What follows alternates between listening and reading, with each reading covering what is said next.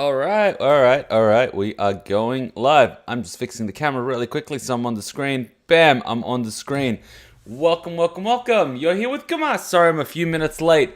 I had the Switch packed in the bag in the car because I took it to a mate's place because his dock ended up dying, so I had to reset that up. But we are back. Happy Saturday. I hope everyone had a good Easter. Alright, let's jump into Danganronpa. I think we only have a few bundles left. A few, I don't want to call them couples, but there are a few couples that we need to sort of go through. Whether or not they're like explicitly couples or not doesn't really matter. And then we've got a few people that are left over. So let's double check really quickly who we have. We've gone through a lot. We've actually gone through most of the people. So we have Yasuhiro, and we just had his day the other day. April 20th. We have Nagito, Kazuichi, Teru, Nekomaru, Akane. So Nekomaru, Akane are definitely the first one. Neko, who is next? Nekomaru and Akane. That's one option. Who else? Surely we have another bundle. Do we? Holy shit. We don't. And then it's just like the leftovers. Where it's like Kirumi, Nagito, Kazuichi, Teru. Okay, I might bundle Nagito with Teru actually. Yeah, bundle him with Teru. Nagito with Teru, Nagito and Teru.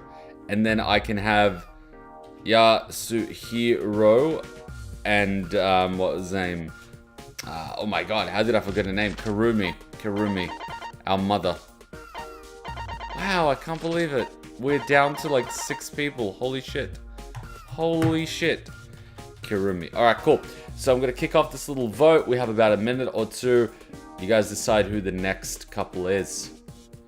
Alright, give or take. I'm guessing like 3 more streams. Yeah, pretty much. I believe once the characters are done, the story segment is not going to be too long. So when we do the final bundle of characters, we're going to be able to see what the story end to this whole thing is. So I'm guessing 3 streams. Honestly, I don't believe that the story segment's going to take more than 2 hours after we finish the 2 characters, but I could be wrong. There could be an entire chapter. There could be a pleasant surprise. I want to find out. You never know. I don't want to leave any stone unturned. I definitely want to see what's going on. Nagito and Teru reminds me of Danganronpa 2 Chapter 1. Yes! Yes, it does! And I think that's why it actually works. We were just like, who does Teru go with? And it's like, oh yeah, Nagito and Teru did that thing. So that might not be a bad combination because, you know, hope terrorism and all that. God, I'm still remembering playing Danganronpa 2. And that happens, I'm like, oh, here we go again. And then we're just exploring the whole thing. It's like, how did it happen, you know? Oh, it was so good. Danganronpa 2 was so good. It was so good. It added so much to the story. I enjoyed Danganronpa 1, but I did watch the anime before I played it, so I didn't have that whole blind experience. Whereas Danganronpa 2 was like a whole blind experience, you know? Going through the entire investigation, trying to figure out who did it, how they did it, you know, alibis. And I still remember the whole thing Ibuki did where she recalled everyone who was screaming, you know, when the lights were out. Because Ibuki is fucking awesome. And then it's like, wait, is that Teru? Why do I hear Teru? I thought you were in the fucking kitchen. And then the lights come back on and Teru's not, you know, he's not there, he's in the kitchen. And because he was trying to, you know, falsify an alibi.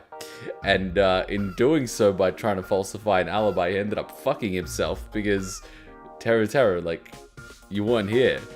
And it's like, oh, yes, I was. And it was like, oh, okay. So when the lights came back on, where were you? It's like, oh, I went back to the kitchen on the meat bone. Meat on the bone. Like, fuck. Oh. What, did I say meat bone or did I say meat on the bone or on the meat bone? I don't remember. But I remember, like, on the panic time thing, I just kept saying the wrong thing. And it was so frustrating because in my mind it made perfect sense. But obviously in the logic of the game it didn't. Or probably basic grammar. But, like, English is not my first language, so sometimes you gotta get those derp moments from me. But you see, even years later, I absolutely love it. Amazing game. Danganronpa has brought so much interesting experiences into my life. So many interesting experiences in my life are due to Danganronpa. So, thank you, Danganronpa, for being awesome. Alright, I'm gonna close the vote in 5, 4, 3, 2, 1. Cool. Nekomaru and Akane won with 50%. Nekomaru and Akane it is. Let's do it. Nekomaru and Akane. I hope we get a little bit of Nekomaru, because Nekomaru awesome. You woke up just at the right time? Yes, you did. Yes, you did. Saturday morning, Danganronpa, why not? It's like the only reason to get up in the mornings and the weekends. You have something to watch. I'm not going to go nuts. Oh, I'll just give him one of these, because why not? And then I'll give him, like, the one defense, because why not? Like, I don't want to go nuts. What was our luck getting double surgery for things that we never planned on building? But anyway, we don't need it. Ha! Training camps are standard practice for athletes. It's time to show off my skills. Nice. Nice. And the Monocubs are at it again. The Monocubs are at it again. Alright, let's do it. Let's just focus on the socials. But as we know, the memes will happen. Alright, Gontai and Nekomaru. This is a good combination. Both gentle giants. Who doesn't love a good gentle giant? Alright, next roll. 5. Oh, Sayaka. It's like, okay. Oh yeah, we had Sayaka last week. That was fun in a really interesting way. That was surprisingly more fun than I thought it would be. Nekomaru smash. Nekomaru wins. Nekomaru belongs in a Tekken game. He's got the physique for it. Fortunately, doesn't have the heart for it. Poor guy. Gentle giant. Gentle giant. Alright, social square it is.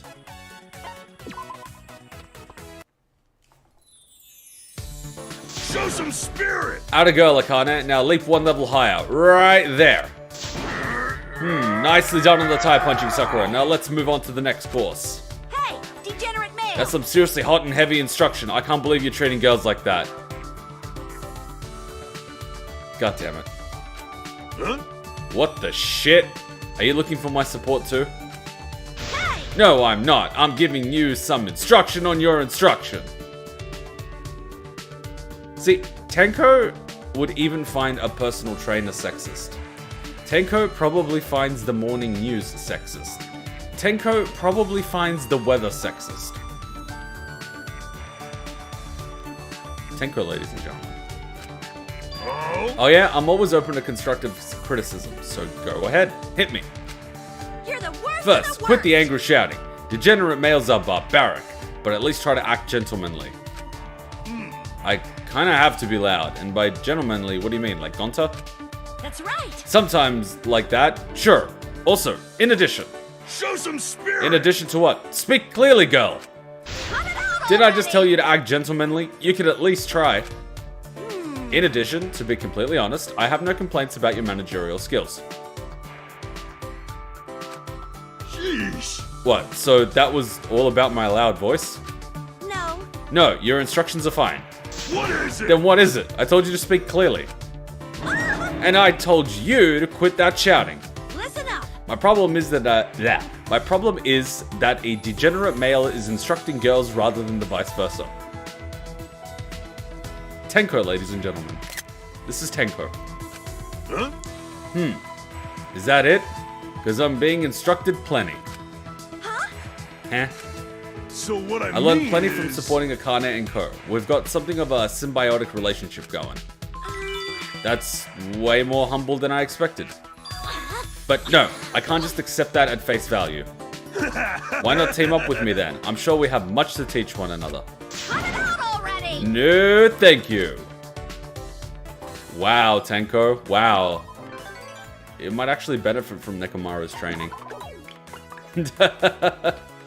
Might actually really benefit from Nekomaru's training. She is unsure what her true problem is and is trying to figure it out mid-argument. See, that's confirmation bias and post-rational actualization. She's come to the determination that he is doing something wrong, but she doesn't know what that something is, so she's grasping at straws to confirm her argument. and conclusion, which is that he's doing something wrong. But because she doesn't actually know what he's doing wrong, she's just pulling at straws, which end up being pretty flat arguments, which happens most of the time, because he's not actually doing anything wrong. And then she just looks like an idiot. Speaking of Tenko, you gotta get some pizza and popcorn? Oh, you're making me hungry. But I'm going to a bottomless brunch after this. A mate of mine, so like... unlimited drinks and there's food involved. But there's unlimited drinks and there's cocktails. So I am gonna just drink so much. It's like $100, I think? But it is bottomless brunch. So I need to drink $100 worth of alcohol. Now, if I take the conservative price of, what's it called? Cocktails being $10 a cocktail, I need to drink 10 cocktails to make it worth it. I'm gonna be so drunk. I'm gonna be so drunk. I'm gonna be a basic white girl on the beach. Literally, it's like next to Bondi Beach. So I'm gonna be a basic bitch on Bondi Beach. I'm gonna be that wasted white girl on Bondi Beach. I'm probably gonna get buried in the sand while wearing clothes. I'm gonna be that basic. Expanding one's possibilities. This camp has been a golden opportunity. You hear me? Nekomaru, there's something I'd like to ask you. Oh, Oh, what is it? I'm ready to answer anything. In other words, I ask you then, as the superior manager, what do you think is the most important in improving efforts? Assuming you're talking about athletes, let's see. What's most important? Goals, records, evaluations, that sort of cycle. See, he's bringing up this valid point from last week, and I've tried to record what I've been doing fitness-wise for the past week, and I have fallen short of Coach Nekomaru. I have been a bad boy. I have been a very bad boy. I've only gone to the gym like 2 times, and only worked out in Hutchin's room like 2 times, and then did like 1 sneaky workout the other night, but that was like not an official workout. It was just like a sneaky workout. I have failed you! Could you explain in greater detail? Clipped. Damn it! First, goals. That includes goals that practically feel too absurd to aim for. Damn it. huh? But also goals that can be completed today and that require a little push to achieve. I see. So a plan is a necessary foundation. What next? Yeah. Records. Record your daily results to keep up to date on your present condition. Pay attention. When you see your records improving over time, it also serves as a great motivator. I see. That can be applied to studies. I'll be sure to adopt that. And last, Huh? evaluations. That means assessments by both others and yourself. You must recognize your abilities. Oh. Then you have someone you trust go over the results and help to discover a whole new you. However. If you can't assess yourself, you'll be anxious. If others don't evaluate you, you can't grow. Oh. How much importance one places on an evaluation depends on the athlete. Me, I provide support. What is it? And then you record any discoveries from your evaluations, and from there you find new goals. Actually, perhaps I've been neglecting to go over the evaluations of my peers. Count on it. Thank you, Nekomaru. With your help, I should be able to strive even further. Huh? What? I didn't do much. However. Not like you're an athlete under me anyway. I didn't provide any specific instructions. Show some spirit. So consider my words mere reference material. Go forth and forge your own path. Yes, it was helpful indeed. While attending Hope's Peak, I was helped by others and learned the joy of cooperation. Got it. I'll forever mark your words a part of who I am. You have my gratitude, Mr. Ultimate Team Manager. See, there were like 2 schools of thought when it came to exercise, and I was listening to both of them. One of them is exercising and pushing yourselves to the point that your muscles need multiple days to recover. And the other school of thought is that you should never push yourself to that level because it means that the next day you are unable to work those body parts. Meaning that if you work on them every, second day or 1 day or whatever the fuck, you will, over a course of a year, exercise a lot more than you would by pushing them to the point of breaking and being unable to use them. While this makes perfect sense, it relies on someone being disciplined enough to work out every single day. Unfortunately, I am one of those people that goes into cycles. I work out a lot, I absolutely demolish my body, and then I need a few days break. or a day break or whatever. And then it happens that I haven't worked out the day before, so I overdo it, and then I just push multiple body parts to the point of just, they're dead. Like, I can't even walk at some point. So I find that works for me because I'm a very undisciplined son of a bitch. Because, like, I don't exercise enough, so I feel bad, so I go to exercise, and then I overcompensate by over-exercising, and then those parts of the body can't be used for like 3-4 days because they're so over-exercised that it's fucked. And then I come back the next week and feel a lot better. So, yeah, that's me in a nutshell. It's very bad, but I can't believe Nekomaru's landing on social again. I can't say no. Cloud pizza. I want pizza. Give me pizza. Sorry for the wait. Here's my super deluxe Jabberwock tropical smoothie full of love. I would not drink a cocktail from Teru Teru. Hey. And there's that protein bar you requested. I hope it tastes okay. Oh, thanks. I'll give it a shot. This flavor is unlike any protein bar I've had. It's like finishing off a hot pot with ramen. Finishing off a hot pot with ramen.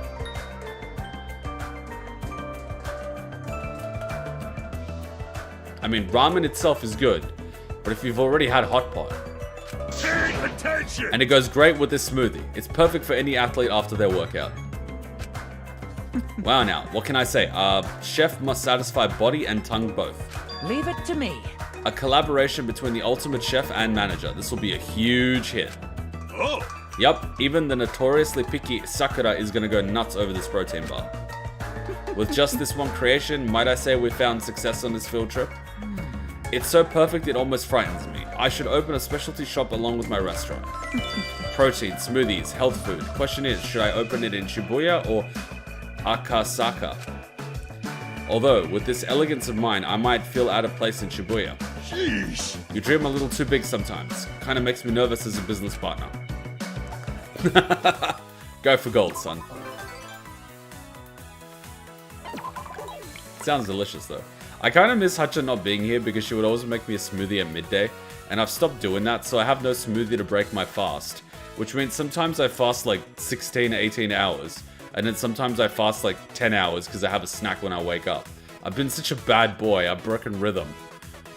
I can't believe it, but that smoothie has been dictating my life for the past, I don't know how many months she's been making them. It's so bad. Like, out of habit, I bought avocados at the supermarket. And normally, you know, after a few days, Hutchin would be like, they're ripe, I'll put them in the fridge and then I'll open them up. And so the avocados were just sitting there and I panicked because I forgot about them, so I put them in the fridge. And then I forgot about them again in the fridge, so I panicked and I had to buy a burrito because that's how I eat my avocados. I buy a burrito and then I get a bunch of red onion, I get jalapenos, which are basically in a blender, so they turn into like a jalapeno paste, and you mix it together and you get a really good avocado, red onion, and jalapeno mix that goes really well with burritos. So I made that, and I had burrito, and then like out of instinct I bought too many avocados. I ended up buying 6 because I know Hutchin always needs to refill the avocados that she uses for the morning smoothies. But because Hutchin is not here and no one's been making morning smoothies, I had to like put 3 avocados in the freezer by, you know, dicing them up so she can use them when she makes the smoothies. I can't believe I've been conditioned.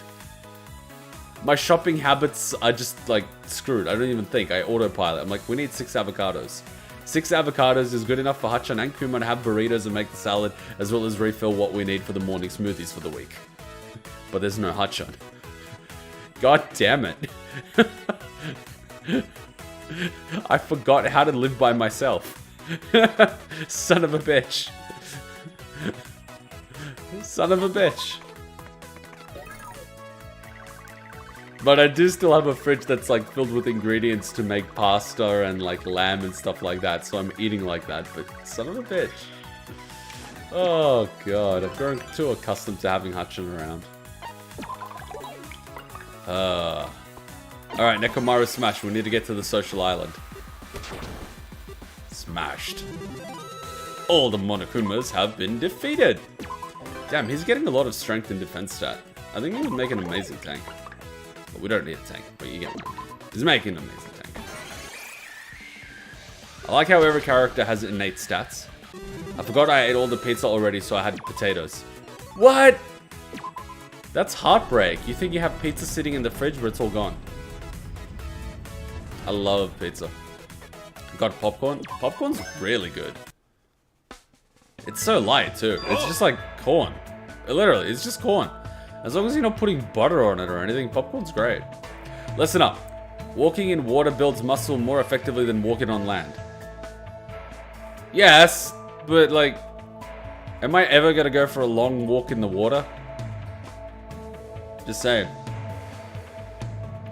Training! It's an effective and reliable training method, accessible even to those who neglect exercise. Yeah. I appreciate the help. Shuichi has been working hard, so I thought I should too. Yep. And I'm always sitting down and playing games, so at least I can do this. I'm so nervous, my legs are shaking. I look forward to working with you. I think. We're all familiar faces, right? I don't think you have any reason to be nervous.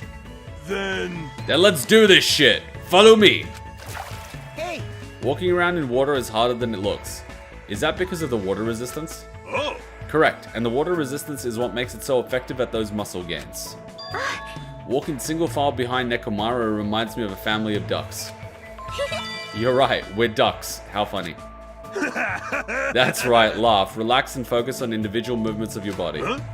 Cut through the waves, feel the resistance, move forward, concentrate on your strength. What you think? Does it feel like you're starting to build muscle?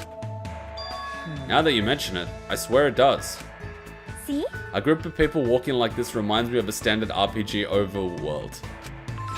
And there are even 4 of us, the optimal amount for an RPG party.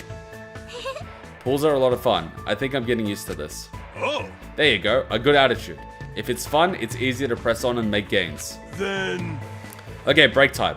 Next we'll do the jump walk, in which jump to walk through the water. That should be fun. God, that reminds me of when we were doing kendo training, we did frog jumps. But at the end of every frog jump, you basically do like a men cut. And so you basically have to be in full armor, squat down, jump, do a cut, recover, jump, do a cut, recover, jump, do a cut, recover. But the thing is, my balance is pretty okay. So we started doing like a little race of who can do it quickest, you know, because it really helps with your balance.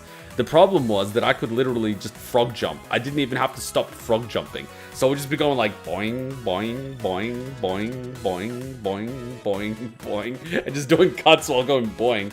My balance is fucked. Like, I have pretty good balance. And so everyone was just looking at me, was like, what the fuck are you doing? It's like, I'm doing the frog jump exercise. And they're like, that's not the point. The point is to do timing, not balance. I'm like, oh. And then, so they're like, do the leg extension like the splits cut. So you basically like move your front leg, your right leg, you extend it all the way, you go into a very deep, what's it called, lunge, and then you do the cut as you're coming up, because that's a lot slower, and then you gotta time it with your back leg coming up. Lunges fucking suck, but then I started doing lunges for my legs, because you burn so much. If you want leg gains, go do lunges. Jesus Christ. If they become easy, just do lunges with weights. You will fucking die. See, I haven't done them in a little while. I gotta do them now. I gotta do those damn lunges with the weights. So good. If these 4 were an RPG group, what classes should they be? Now, like, see, I haven't played Dungeons and Dragons, so my whole thing is gonna be tied to World of Warcraft. But Nekomaru would almost certainly be the warrior. Like, he is big, he is strong, he is heavy, he can lift a lot of weight, he's got a lot of stats and strength, and he can wear heavy armor. I see Mikan as the healer. I don't know whether she would be like the priest or something else, but I see her definitely as a healing class. Makoto and Chiaki. That's the thing. Chiaki could kind of like be a range DPS, I would think. She could be a caster, but not necessarily. She could be like a range DPS, like, I don't know, a hunter or something, an archer, depending. But she could just as easily be, you know, like a mage or a caster or a sorceress or something like that. And Makoto's kind of the same. Though I would say Makoto would be more of a physical fighter rather than like a magic caster. Mikan is a masochist healer, not by choice. She ends up accidentally putting herself in the way of damage. I mean, she stands in fire. She's that type of healer. Ah, I'm healing myself, but my health keeps going down. Get out of the fire. Damn it, Mika. See, that would be funny, like a D&D game. Speaking of mages, a wild mage appears. Yeah. Yeah, it's no use. The power of your very beings alone is too powerful. What? You're the one who suddenly dropped by to watch us train. What's up with you, shorty? What do you mean by power? Okay. Somewhere Virgil is sitting on a lawn chair going, someone just said power. I'm on my way. You know, power. Being a giant is part of it, but your bold attitude generates a bunch of power. I see.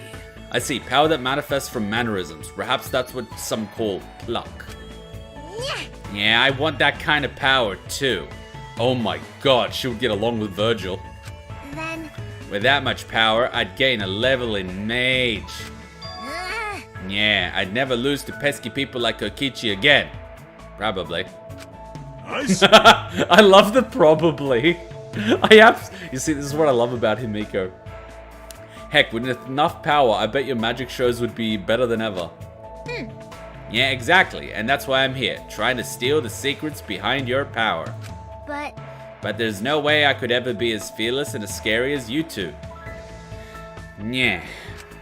Of course. My determination to fulfill my destiny to become the strongest drove me to never back down. Day after day of training accumulated into self-confidence, in turn paving my path. Whether or not that's helpful to you, I'm not sure, but that is my personal experience. Yeah, destiny, determination, training. I barely heard those words in my entire life. So what I mean Don't strain your is... tiny little head. Let's put it another way that suits you better. Huh? Desire, will, practice. Don't that sound a little better? Yeah. Oh. The desire to make the audience smile, the will to make that a reality, Friday! and the daily magic trick practice to make it happen. How's that? Not too far off the mark, huh? Oh. Now I get it now. I really get it. You used a lot of words fitting for a mage. It's magic. Oh, but it's not tricks, it's magic. I see. Replacing the words to match Himiko herself, I'm musing that such a thing would make a difference. Huh? Huh? That's what the role of a manager... Oh, yeah. What's the role of a manager if not to give everyone their own image for success? Right. Desire, will, practice. With these three things, I'll put on the best show ever. And it was like that Himiko ended up in Elden Ring. And was never seen again. Rise and shine, our sign. NEKOMARU has so much power it is expelled from his eyes. NEKOMARU was just freaking awesome. He could give people soda, but they didn't use it in the funhouse. Musk is gonna buy Twitter, but the Council Congress is looking like it's gonna join the game. Of course it is, because they want to make more money from insider trading. If Twitter privatizes one of the biggest companies, they're not going to be able to make as much money from insider trading. And isn't it technically bad for the board of Twitter to stop him from buying it when it's going to raise the share price and maximize the profits of everyone that owns shares? So the board of Twitter is actually doing something against the interests of the shareholders, despite them not owning many shares. But it wouldn't surprise me that the current CEO of Twitter is a racist. Just look at his previous tweets. He's a racist and an extremist. Like, it's pretty fucked. Elon Musk is not the hero we deserve, but he is definitely the hero that we need. He's the closest we have ever gotten to Batman.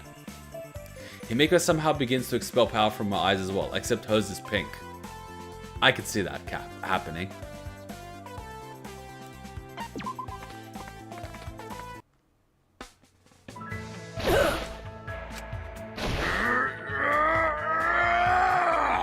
Curious what Kokichi would be the trickster. Of course he is. Of course he is. Show some spirit! Whew. Oh. Nice work, Sakura. Time for a break. I'm definitely going to do a workout before I go to bottomless brunch. After spending time with these two, I have to. Yes, a fine proposal. My apologies for taking up your time yet again. Huh? That's not something an athlete should worry about. I'm just doing my job. Your job as a manager who may serve also as my sparring partner may be the only one of its kind.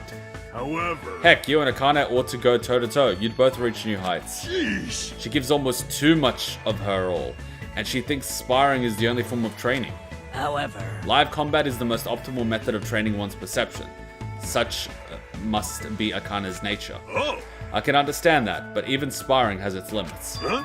If Akane seriously wants to reach new heights, she's got to change up her approach.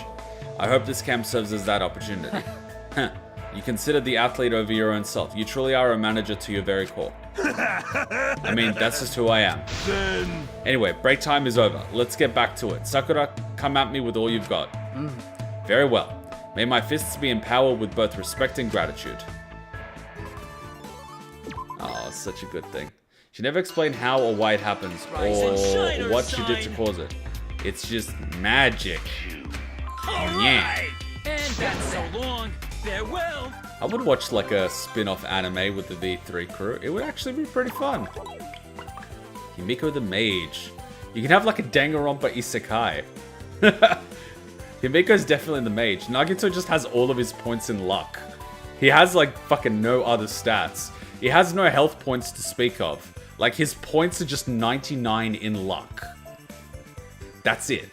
His base attack damage is shit. His health is shit. His mana and stamina is shit. But he's just so freaking lucky. He either like almost dies or he solos a boss by causing an avalanche, collapsing the cave on the boss while it's chasing the party. Like, that is Nagito's level of luck. It is utter bullshit. And intelligence?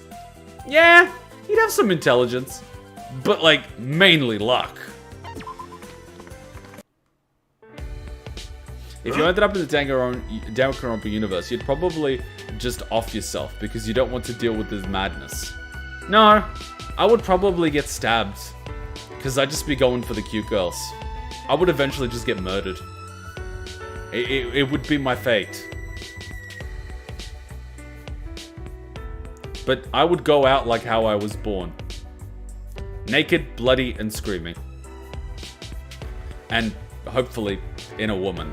But, like, you know, it is what it is. You want to know how to train more effectively? Yeah, I've worked out quite a bit, but as you can tell, I'm still basically skin and bones.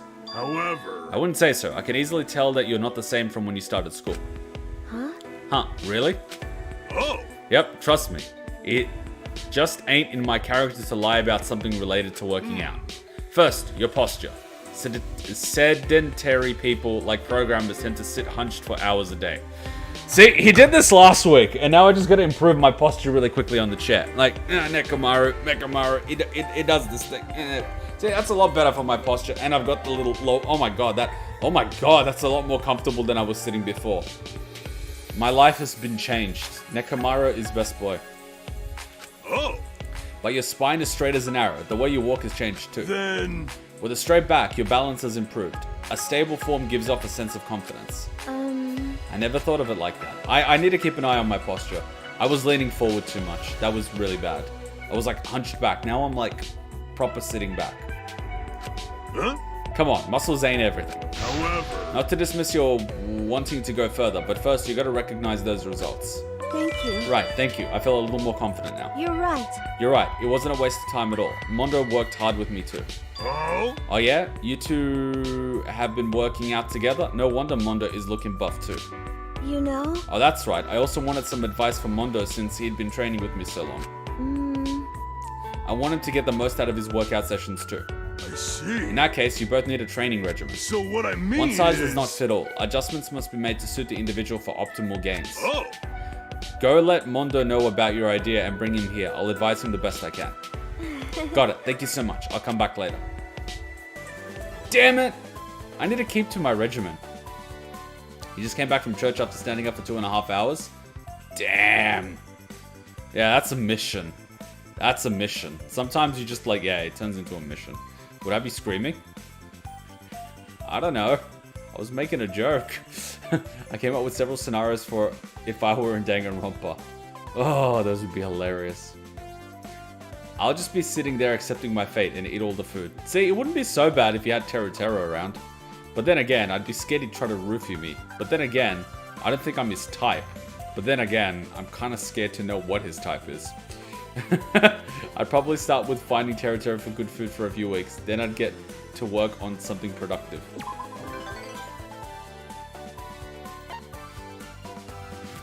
Who would you kill first? See, would save time. Who wouldn't I kill? If I wanted to get out of the killing game, like, by the time they finished explaining the rules, there would be a body. Such is the way I am.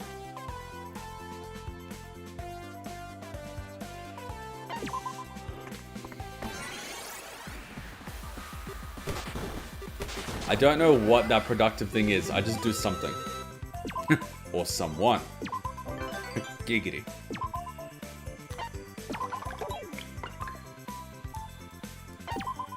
Alright, more Nekomaru time. I see you finished running. Do you have any injuries or aches? You've still got a ways I'm fine, to go. but damn did I let myself go. I've got my work cut out for me. That's Come on now, awesome. for someone who's let himself go, your pace surprised the shit out of me. He's right. Who knows how many times I'd trip and fall on my face if I tried to run that course. But he is far from his heyday. I don't intend on training him back to his old level, but Then... I'd at least like to see more stamina. Now that's something you can never have too much of. Oh! Alright, I'll add that to my training menu. Speaking of menu, I'll consult with Teru and suggest some appropriate meals. Please. Yeah, please do. Sorry for all the trouble. Jeez. I told you not to worry about it. So what I mean Thanks to you, is- I get to experience supporting someone who's back in action after a hiatus. Up to now, I've met athletes who've abandoned the front lines due to injuries and other shit. But the road to return is a rough one. There's no harm in polishing my support technique. Oh. Correction, I don't intend on making a return. I'm just doing this for fun. Got it? Yes. That's a wonderful thing. To pace the decline of your own body is a painful thing. Huh. I deserve a bit of suffering on the other hand. Jeez. Ain't it a little presumptuous to talk to me like I'm some sort of world-weary old man? Can't believe he's like high school age. Doing someone could be classified as productive. Maybe I'd attempt to earn the ultimate lover title. I don't know about the lover part, but sure.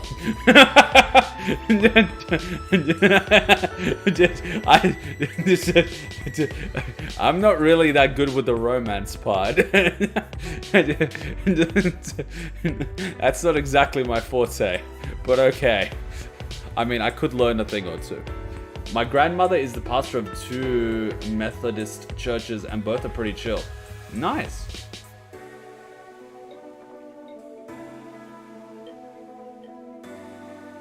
Ah, the nectar of the gods. I've tried to be a good boy. And so, instead of making what I used to do when Hacha was around, I'd boil water in the morning, and I put out the coffee cups, and then like this cup would have 2.5 spoons of coffee, the other one would have like 1.5 or 2 spoons, and then the other one would have like 1 and 1 and 1. And then I'd have like 4 or 5 cups of coffee lined up there, and in between the breaks I would grab a cup of coffee. But then I'm figuring I'm probably consuming too much caffeine, and it has a, diminishing return after a while, because I've grown so dependent on caffeine, and my body's receptors to caffeine have probably shrunk, which means the, effect of the caffeine that I'm taking is reduced. And then I was watching the benefits of people that quit caffeine for multiple weeks, and they were saying that their energy levels without caffeine turned out to be significantly higher than their energy levels on caffeine, because all that caffeine does is actually block the receptors, which make you feel tired. It doesn't give you more energy, but it stops you from feeling the tiredness, which means caffeine is not actually improving your alertness, it's just making your brain forget that it's sleepy. And so after doing all of that, I figured, oh, okay, maybe I should cut back on caffeine again. I know that I can't go cold turkey on caffeine because it's not going to happen.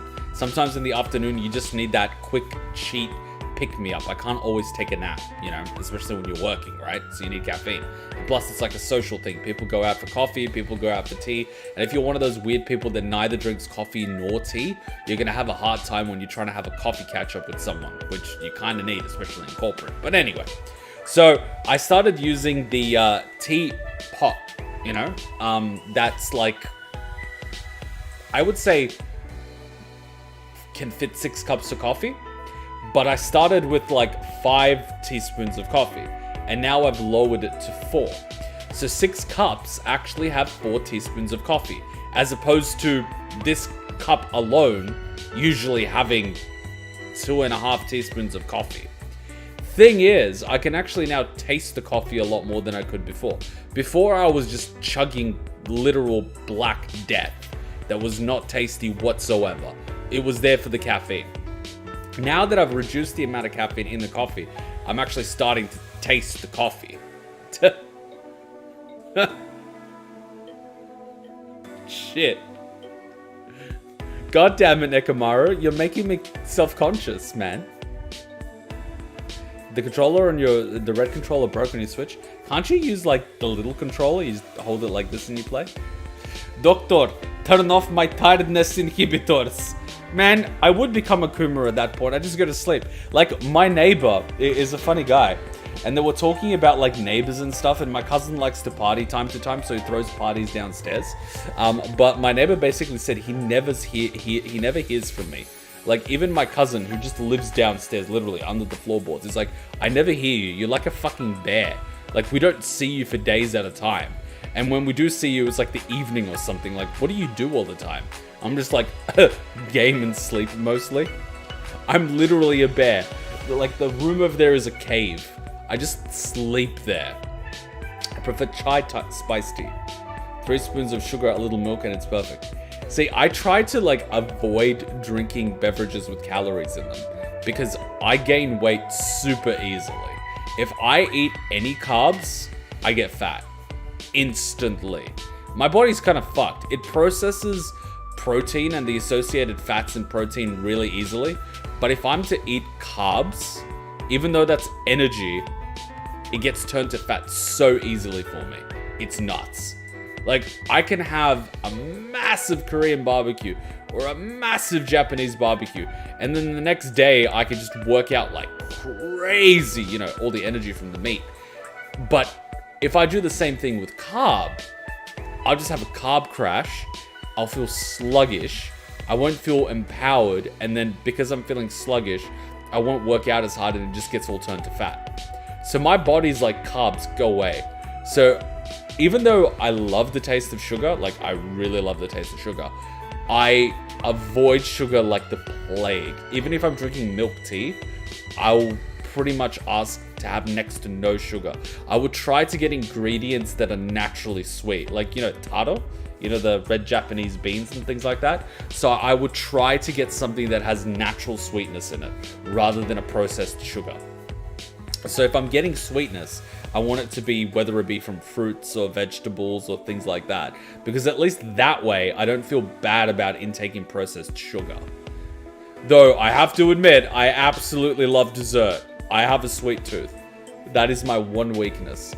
But I mean, if I eat a lot of sweet things, I just go and train to overcompensate. I'm honestly one of those people. I don't want to stop myself from eating because I love food so much. But I know that if I eat, I have to go train my butt off. So what I sometimes do to torture myself a little bit is when I've been naughty and I've had something that was like sweet or fatty, I would go on the treadmill, but I would put it on the maximum incline. You know, it's like 45 degrees. Not 45, it's like 20 degrees or something like that. It's really bad. And then I would put it on almost jogging speed, but because of the incline, you can't actually jog, but you can power walk. And then my heart rate goes to about 170, and then I just do that. I just smash that out for a few kilometers. By the end of it, I'm drenched in sweat like I just took a shower. And I've been busting at between 160 to 170 heart rate for like 20 minutes. Surely that burns enough calories for my transgression. Surely! I'm a big boy. I must be burning lots of calories. Like, I don't trust the machines when they say you've burnt this many kilojoules. I think that's bullshit because depending on your body's composition and your metabolism, you would burn different amounts of energy based on the exercises that you do. And the more muscle you have, the more muscle groups that you're engaging and the more energy that they need to function. So I don't think that, you know, little counter is fucking accurate. But surely when I'm sweating that much at that heart rate, I'm burning fat, right? Like, right? That's just how I think of it. If your heart rate is above 160, you're fucking, you're going hard, right? Because at 170, your heart's like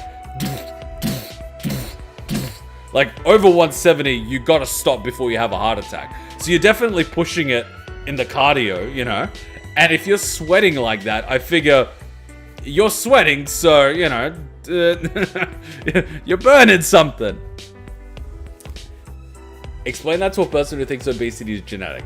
I definitely do believe that there is a propensity to gain weight. Like, for example, my father was quite lean, So he would get fat, but his body would hold the fat on his stomach.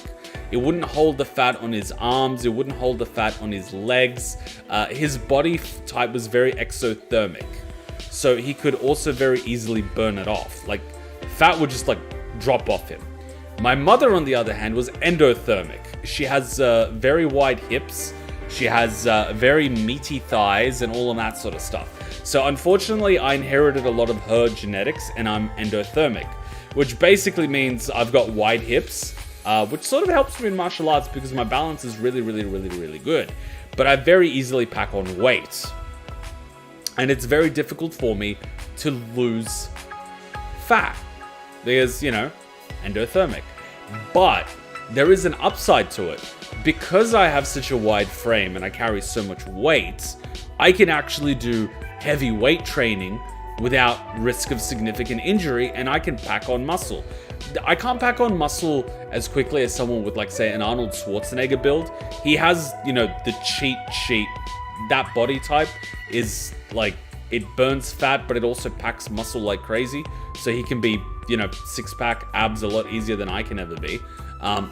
When I was super skinny, I was 80 kilos.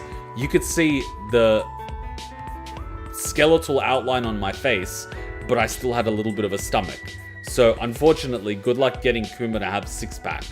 I mean, he could, but he'd have to have that jacked JoJo character six-pack. I could never have that skinny six-pack. You know how some people naturally get the six-pack when they're really skinny? That doesn't happen to me. It doesn't. Even when I was getting borderline anorexic, good luck. It doesn't happen. So, my only alternative is to do weights. I can't be skinny. My body does not allow me to be skinny. But my body will allow me to lift weights. So I go and lift weights. There you go. I will never be an Olympic sprinter, but I can be, cross country. I can hike. I can fucking hike. I enjoy it. Hell, if we're going on a hike or something, because, Hutchin is Hutchin, right? I will be wearing everything on the backpack. I'll lug around 20 kilos on the backpack, no problem.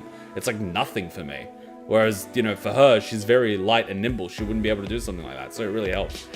What really fucks me is when we go jogging. We do a circuit around the neighborhood.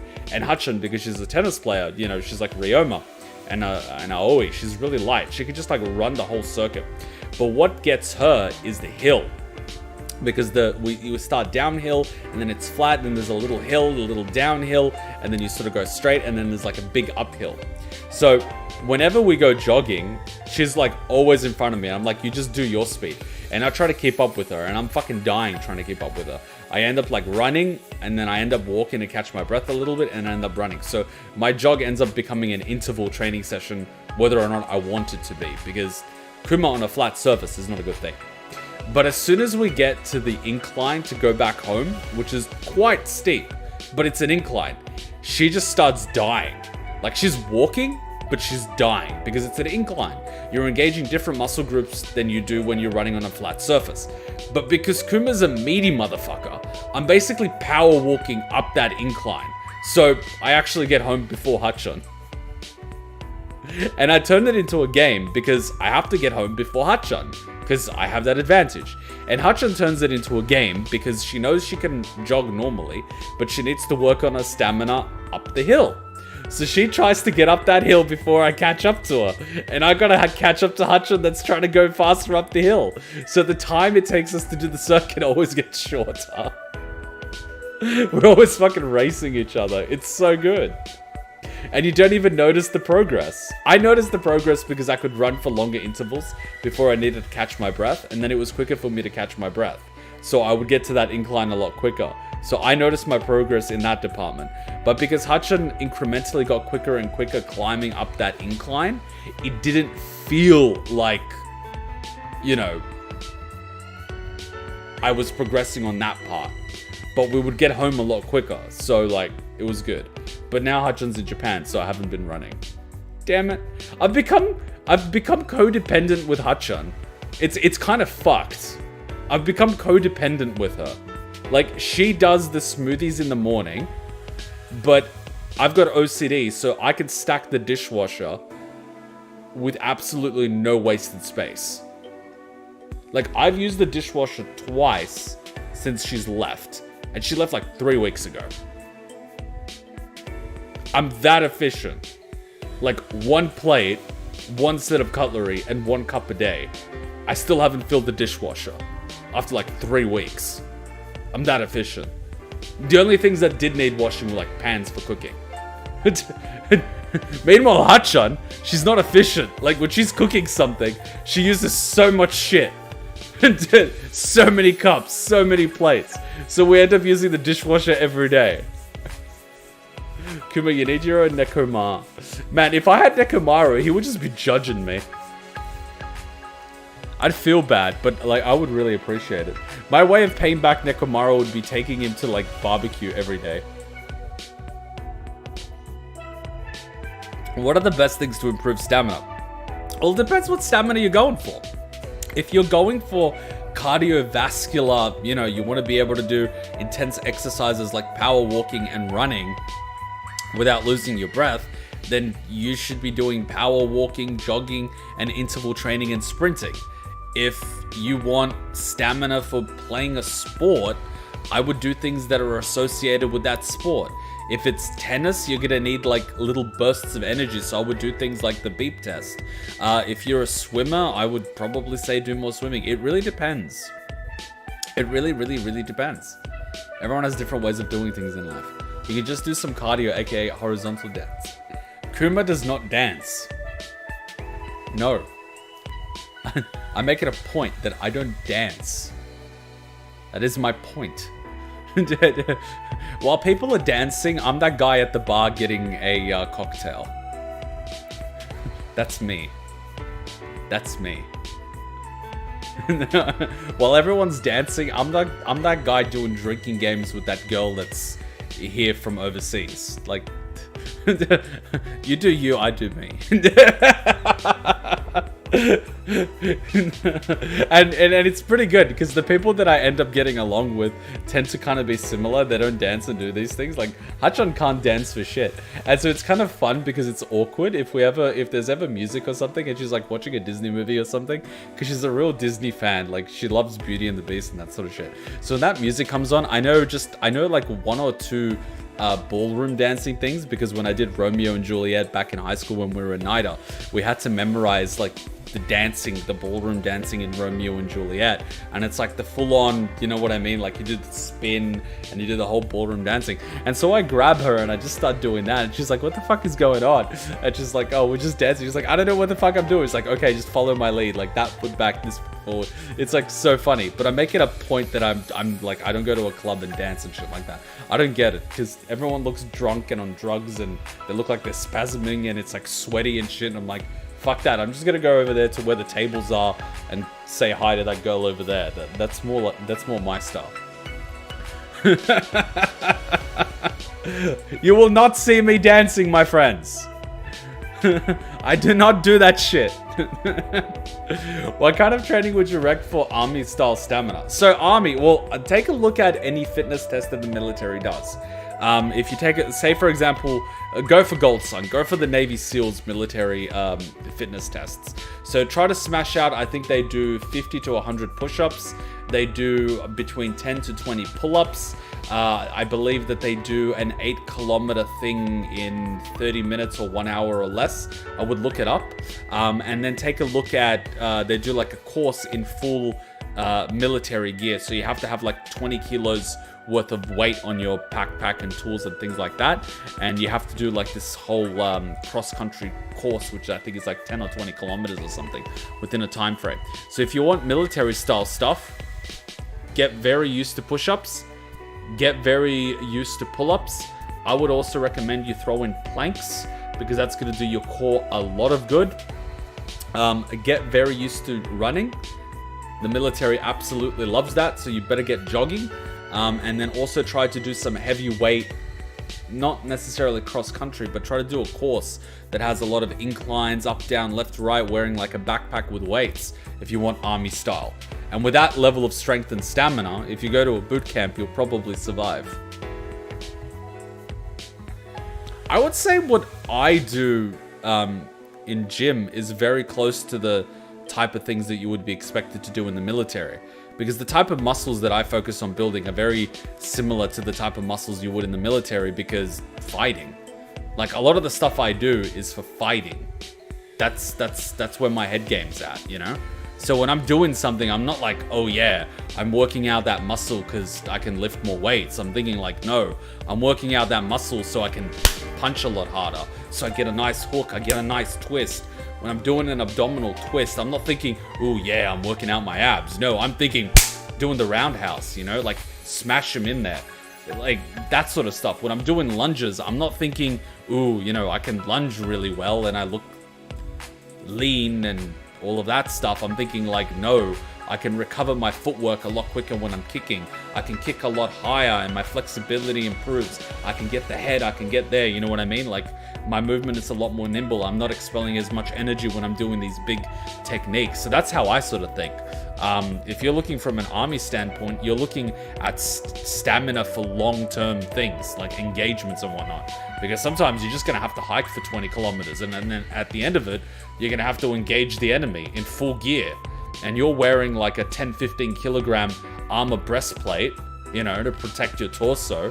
And you're holding a fucking 5-6 kilogram rifle.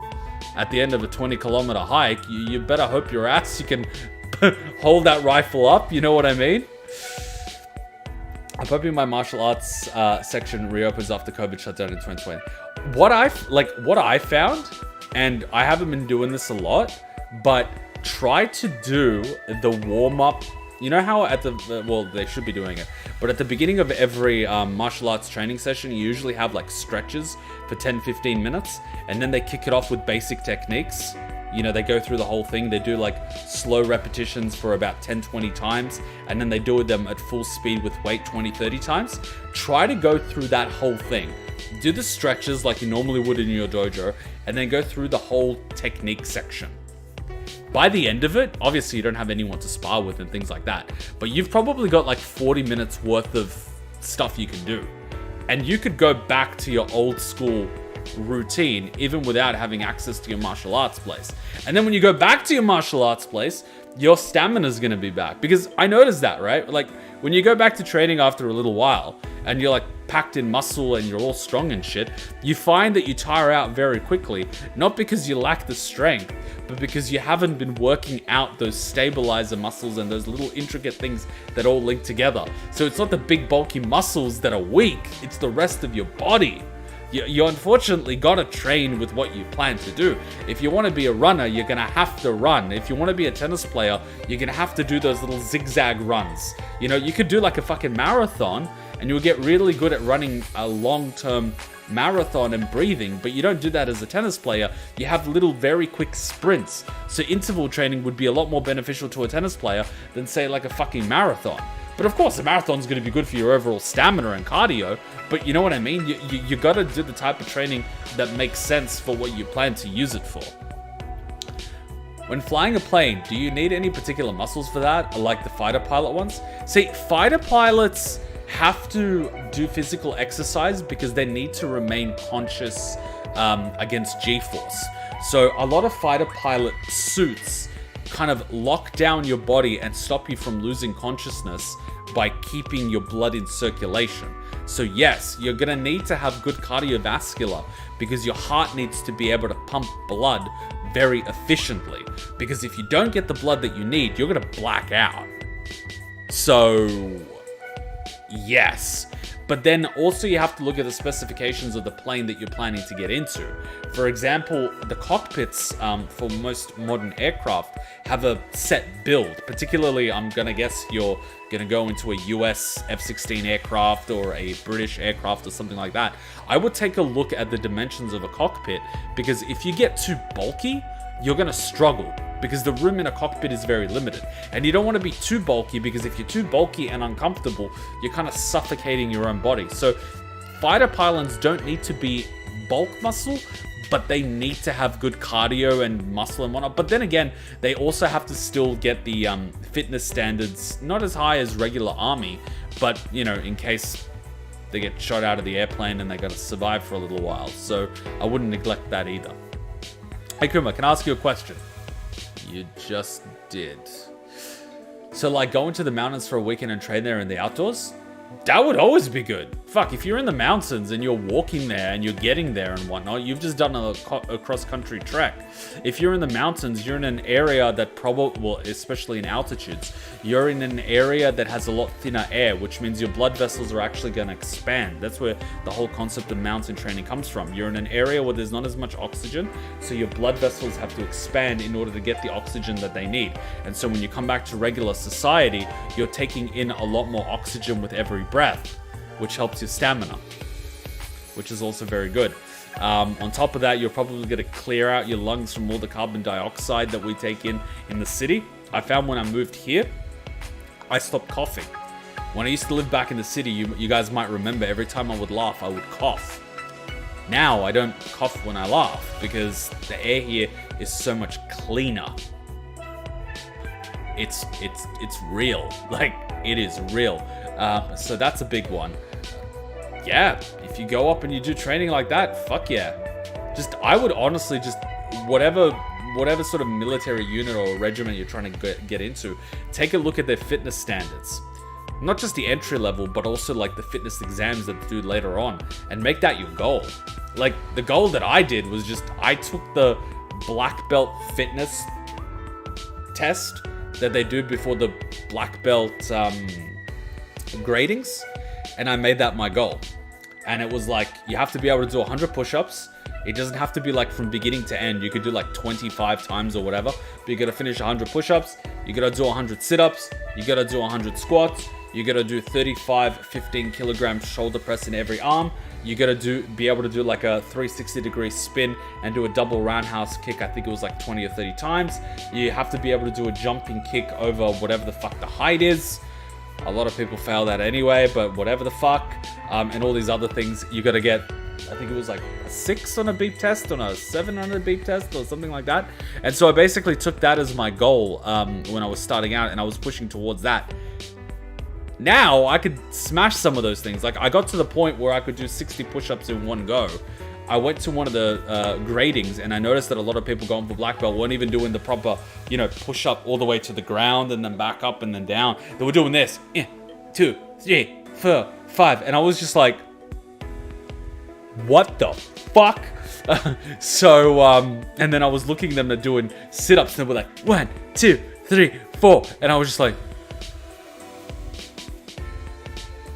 you know? Whereas when I'm doing like a sit-up, I'm like, I go all the way down to the floor, all the way up, all the way down, all the way up. And I even keep my hands pretty much touching my ears. Doing this is sometimes impossible and bad for your neck, but I have my hands at the very least touching my ears, you know? So like that does it. So once I reached that goal, I was like, okay, I need something better.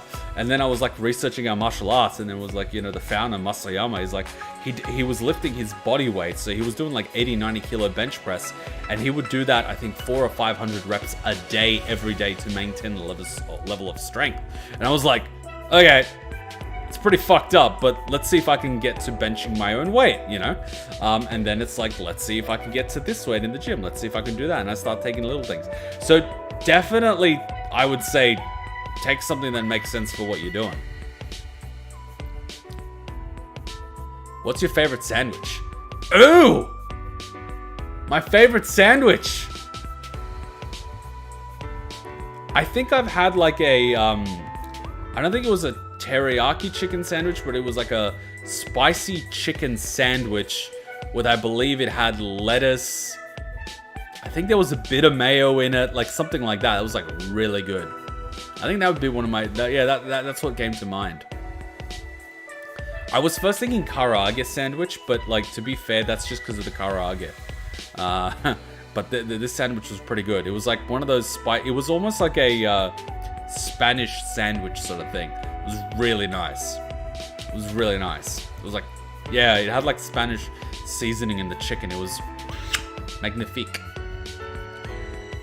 Because mine is a peanut butter and jelly sandwich because P&J has 15 grams of protein per serving, 13 grams of plant-based unsaturated fat, and 5 grams of fiber that gives you full... Oh yeah, I have natural peanut butter in the thing. Hachan likes like the processed peanut butter because she's just amazing, but I like peanut butter. Whenever I have a peanut butter sandwich, do you have it with milk? You know how when you have the peanut butter sandwich, because I normally have a lot of peanut in it, it kind of makes your mouth dry. And then you need some liquid, but if you have milk, it's just amazing. Peanut butter sandwich with milk is just fucking amazing. You know, peanut butter is what prisoners use for bodybuilding in prison, because peanut butter is one of the things that they can get from the prison store, but it's high in protein and natural fats, so it's good for bodybuilding. So prisoners eat peanut butter for bodybuilding to get the protein they need. And it tastes good. I'm not aiming for my unit, but the way things are in Ukraine could be a good idea to get a little more fit, living next door, even if it's guerrilla warfare. Well, then you're definitely going to want to pack on, like, stamina. Definitely stamina and alertness. I know from when I was at the World Tournament, we had both Ukrainian, Russian, and Iranian military in the tournament. And I can tell you this, you do not want to engage any of those guys in close quarters. They will fuck you up. Whatever you do, do not engage them in the hand-to-hand fight. Do yourself a favor. It ain't worth it. Like, it's not happening. It's not fucking happening. That's coming from me. So, do yourself a favor. Keep at a distance. You guys are lucky not to be around there. I was born in Yugoslavia. I saw it as a kid. I was in Bosnia when shit was going down, and I was in Belgrade when it was getting bombed. So I've seen it. I wanted to be in the military, and I spent a lot of my high school days idolizing the military, and I even went for trying out for the Australian military. I did the fitness and exam, and I did like the psychological and everything, and they offered me a position in either the special forces or to be an officer. And I wanted to be a rifleman to specialize as a scout sniper, but they wouldn't do it. But then, you know, my father got sick and I had to look after my family. But, like, I know what you're talking about. Don't worry. My family back home is all military. I learned how to shoot a rifle when I was 6. I'm well aware of that part of the world. I don't eat bread. I'm doing keto diet and lost 25 kilos so far. For me, peanut butter with dark chocolate and fat cream. Man, dark chocolate, freaking amazing. I love that stuff. I was shocked to find out that it has a lot of magnesium. So not only is it good for your brain, but it's actually also pretty good for your physical recovery too. Because as you know, you need magnesium in order to break down the carbohydrates in your blood to restore the muscles. But I was like, fuck, that's a lot better than processed milk sugar chocolate. I usually don't drink whatever, but I like chocolate milk. Tastes amazing when eating a sandwich. Chocolate milk. Oh my god, I haven't had chocolate milk in forever. I make Hutchin a smoothie though. No, not a smoothie, an iced coffee. But then that's just like whipped cream on the top with like sprinkles of chocolate. I don't eat that, but she loves it. And the history of hiding in piles of corpses to snipe enemies, that really hurts the German in World War II. Look up the White Death from Finland. Jesus Christ. But you've also had the guy in Stalingrad during World War II. It was pretty good. It is what it is. Like, war is horrible in many ways, but if you're worried about war breaking out, focus definitely on stamina and being able to use the equipment. A banana's good for you? Yeah, bananas are a good source of energy. You get about 100 calories out of them. So having a banana before a workout isn't a bad thing. I mean, I wouldn't go nuts, but like, yeah, bananas are pretty good.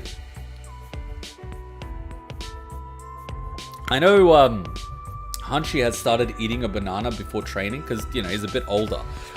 So he kind of has a banana now before training because it kind of gives him some of the, you know, kick that he needs. Get it? Kick. It gives him the kick that he needs to do the next training session. So I think it's pretty good. Me, I'm a fat fuck. So if my stomach's empty when I go to training, that's good. Burn some of those fat reserves, you fat bastard. I'm a fat bastard. I'm like fat bastard from Austin Powers. I've got more chins than a Chinese phone book. I've got fucking ribs in the fridge. I love ribs. I'm sorry, I absolutely love ribs. Like, people are like, oh, you have to make these sacrifices if you want to be lean and have a six-pack. And I'm like, then fuck being lean and having a six-pack. I want to eat. No, I want to fucking eat. You know, with all these talks, you should definitely have a stream dedicated to you talking about random stuff and having a Q&A with chat. Yeah, we could do something like that. We end up doing that most streams anyway. Like, I'm one of those people. I find that people... Well, I try to make sure that it's on topic. Given that we're talking about working out and fitness and Nekomaru, it makes sense. And when we had other characters, we had talks that sort of align. They're in the same sort of subject pool. So we end up doing this for everything. But I do find that a lot of the people that end up turning up to the streams or watching the videos enjoy that.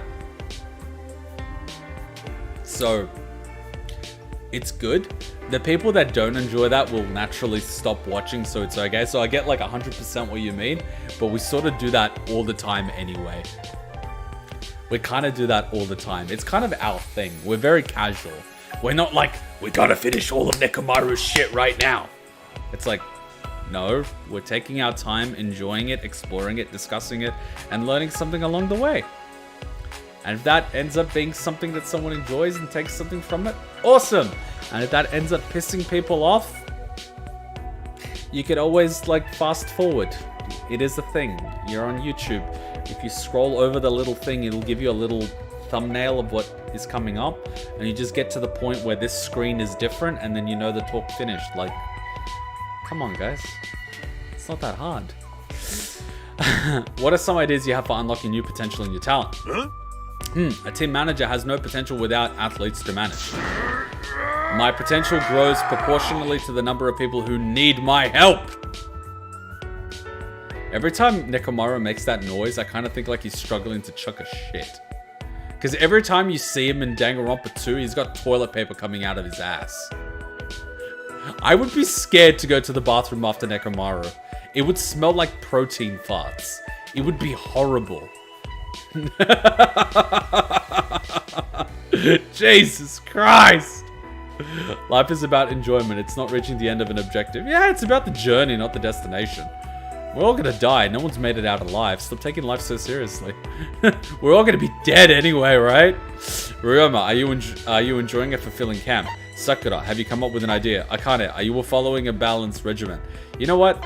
Let's go with Ryoma because he was the one that we saw previously.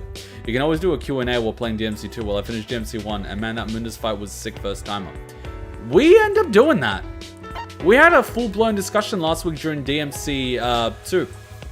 And we're going to do another one tomorrow when we play DMC 2. So highly recommended you do it. Highly recommended you turn up. It's really good. And yeah, life is about enjoyment. Fuck, if you're not enjoying life, what's the point?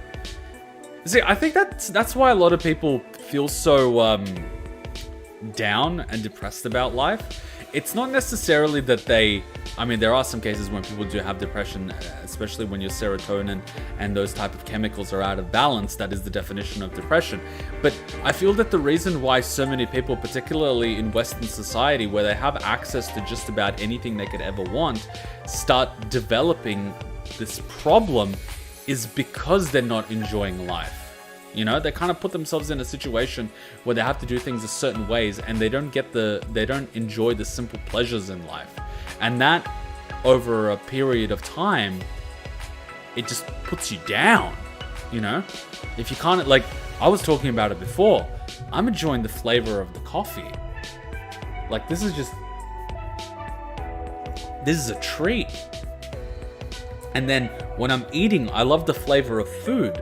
So I'm grateful and I'm happy and I love the taste and, you know, it's good. So it's a positive. And then, you know, when I'm working out or something, I kind of enjoy it. I'm like, yeah, that's awesome. That's refreshing.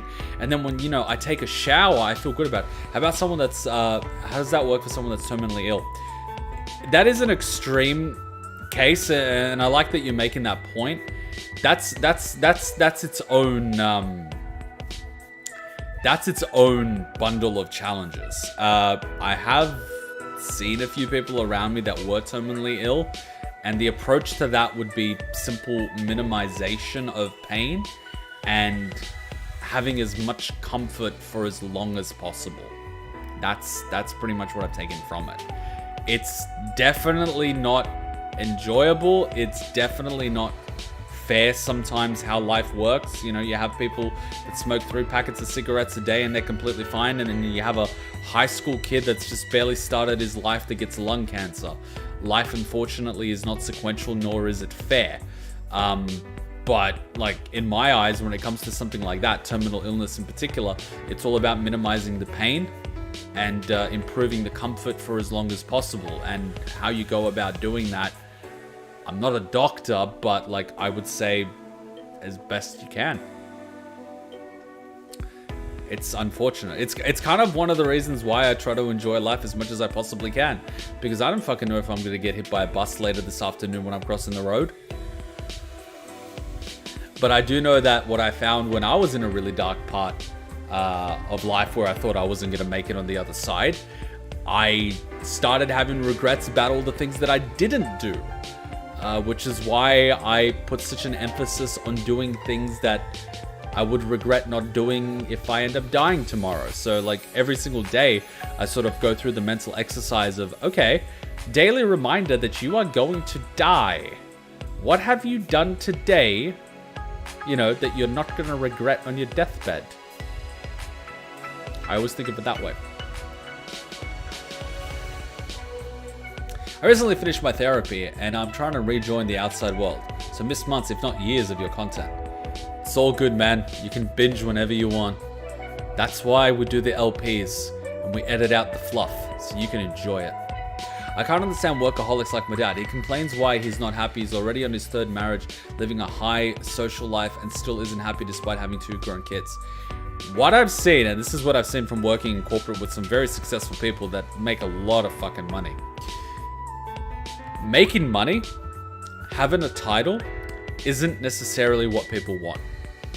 The problem is that most people don't actually know what they want. They think they know what they want because it's what society and marketing tells them it's what they want. You know, watch this video, it's called Rat Race. Highly recommended, watch it. And people are effectively just join this rat race because they think that having a high income job or having a title is going to make them happy and make people respect them. Because, you know, when you meet people, they always ask, what do you do? It's almost like a, should I respect you or shouldn't I respect you question, which is completely obscene, but let's not even go there. And then they think, oh, okay, if I'm making a lot of money, I need to drive an expensive car so everyone knows that I have money and I feel good about myself driving an expensive car. Okay. And then I need to go neck deep in debt in order to buy a very expensive place to live, even though I only sleep there because I'm at work Monday to Friday, and Saturday and Sunday I'm not even there because why the fuck would I be at home? You know, I'm free for the weekend, but I'm not really free on Sunday because Sunday afternoon is depressing because I gotta wake up Monday morning. And so they end up working not to enjoy life, but rather to pay for the lifestyle which they've dug themselves into to try to make themselves feel accomplished. So it's like an endless cycle of unhappiness. You're buying shit that you don't even want to impress people you don't even like. You know, if you grab Tyler Durden from Fight Club, that's a very good example. We work jobs we hate to buy shit we don't want to impress people we don't like. It's like, it's a vicious cycle. So, yeah, like my father was a workaholic, but his workaholic side came from growing up late World War II when he was starving, and so he had a phobia of never having enough. And so being a migrant in Australia where he went hungry and had all these experiences, he was always paranoid that he would not have enough, and his fear was not having enough and then being unable to work and suffering. And so when he died, he had more than he needed. but because he was in such a mind state, he couldn't enjoy it himself. So he ended up struggling his whole life for no benefit, and then he ended up dying from cancer anyway because he made poor life decisions. And also all the stress as well gave him diabetes, he had a brain hemorrhage, he like had every issue known to man. Like, just grab a list of the most common diseases in the Western world and he probably had half of them. So yeah, learning from those mistakes, I try not to do something that I absolutely hate and makes me want to kill myself. Though I was in a very stressful job, but I looked at it as I'm getting experience. And now I have a slightly more cushy job because of that experience. So I'm not pushing crazy to get as much income and get high status and all that shit. But I gotta make sure I have enough to keep a roof above my head, keep the fridge full, and hopefully save enough money to one day be able to buy a place and by the end of our lives own our own home so we don't have to pay rent till we die. So like, that's the goal. But I'm not gonna go earn maybe 10-15% extra for double the stress, because I know what that does to you. You don't sleep, you don't eat properly, you feel miserable, like your whole life just goes out of whack. How do you enjoy your life, Kuma? What do you do that makes you content with your life? Sorry if it's a personal question. It's not. You're looking at it. I love gaming. I love streaming because I'm talking with people like you guys. It makes me feel awesome. I look forward to it every single week. I used to drive like after work to an apartment to stream and then drive back home in the evening when we were moving. Like, that's how much I enjoy it. I used to run to university at like 4 a.m. to upload Let's Play videos of Danganronpa, which I spent the whole week editing because we had shitty internet at home. And I couldn't upload from home because it would take 24 hours to upload a 1 hour video. So now I'm able to live stream from the room. I wake up, I grab a coffee, I'm live streaming 20 minutes later.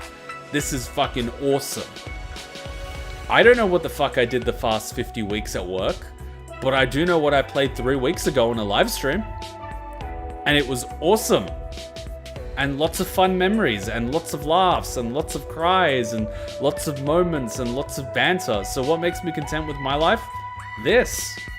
I enjoy the coffee, I enjoy the banter, I enjoy the memes, I enjoy the games, I enjoy the food, I enjoy working out, I enjoy sleeping, work's not too bad. Like, fuck, life is good. Life is really fucking good. I'm really learning to appreciate the everyday creature comforts that we have. Because it's freaking sweet. We have it good. We're living better than royalty did 200 years ago. I'm just saying. Fucking royalty 200 years ago does not have the quality of toilet paper that we have. Like, that shit's a luxury. Like, fucking, has anyone here ever had to shit in a dunny? Like an odd house, some people call it.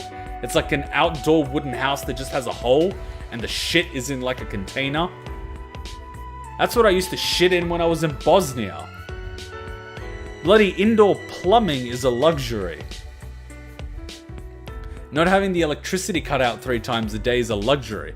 Getting a TV signal is a fucking luxury. Having phone signal is a luxury. Guys, we got it good. If you think for a second we don't have it good, I highly recommend when you get the opportunity to travel internationally, particularly to a country that isn't as well off economically as we are. And you will appreciate the everyday creature comforts that we have. Don't go to a 5-star hotel. Try to live a little bit like how the locals live, and you will get a deep appreciation for what we have. We've got it good. Man, if I'm a lazy fat fuck, which I am a lot of the time, and I haven't done my shopping and I don't want to cook, I can order fucking pizza. We got it good. We got it really good. My cousin had cancer years ago. He luckily survived and is doing good today. Glad to hear. Knock on wood. You should just get a large print. Cheeky, that was me. No one's not... Cheeky, calm your tits. She's barking. She's like... Like, Cheeky, I just knocked on the table. No one's at the door. Cheeky, god fucking damn it. She hears the knock and she thinks someone's at the door, but because she's short, she can't actually see if there's someone at the door, but she heard the knock and she's just going... Fuck. You should just get a large print of Mr. Popo on your wall or fridge to remind you of it. You're all gonna die. No, you just don't even have to have the whole Mr. Popo. You just get like the sheet of paper with his eyes. That's all you need. That is all you need. Having Wi-Fi is luxury. Fuck yeah, it is. Fuck. Fast internet. Fuck. Fuck. Fast internet. Jesus Christ. I lived on shitty Australian internet for so long. Like, the rest of the world was live streaming 7-8 years before we could upload a video properly in Sydney. It was so shit. The internet that a TV has in Japan is better than what I have here on fiber optic. I'm just saying that now. But anyway. I love dogs. Got a crossbreed of a Dachshund and Yorkie. Fucking love dogs too, man. Give them a cuddle. I love dogs. Man, whenever there's dogs around, they sleep on my bed. I love them to bits. But it's dead. I just put him on the bed. I love my little baby. I went to the bathroom last night. I came back. Jiki was like right next to the pillow. He's like, I know I was in the middle of the bed, but now I'm on the pillow. I'm like, okay. I'll put a little doggy blanket next to him. Just like, as long as your paws don't touch the inside of the bed, as long as it's on the bed sheet, it's okay. She takes a bath like twice a week, but like, you know what I mean? Like, she's outside and then. She's in Japan right now. Catching up with parents and friends and all that sort of stuff. So she's like, she's good. She's just eating a fuck ton.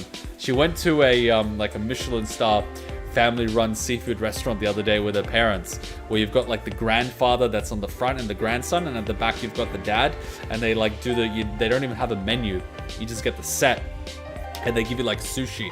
It's like fresh, you know, everything's caught that morning pretty much. And it's just amazing quality and everything. So like she's having a lot of fun. She's like, Kuma, we need to move to Japan. And I'm like, I know, but first we gotta get, you know, the money to actually live there. And it's like, oh, how long is that gonna take? I'm like, all right, just like keep trying to get enough money to get a deposit for a place, buy a place in Australia, rent it out, then move to Japan, then let the rent from the place in Australia pay itself off in 25-30 years. Then in 25-30 years, when we finish chilling in Japan, we can just come back and we actually own a place, you know? Shit like that.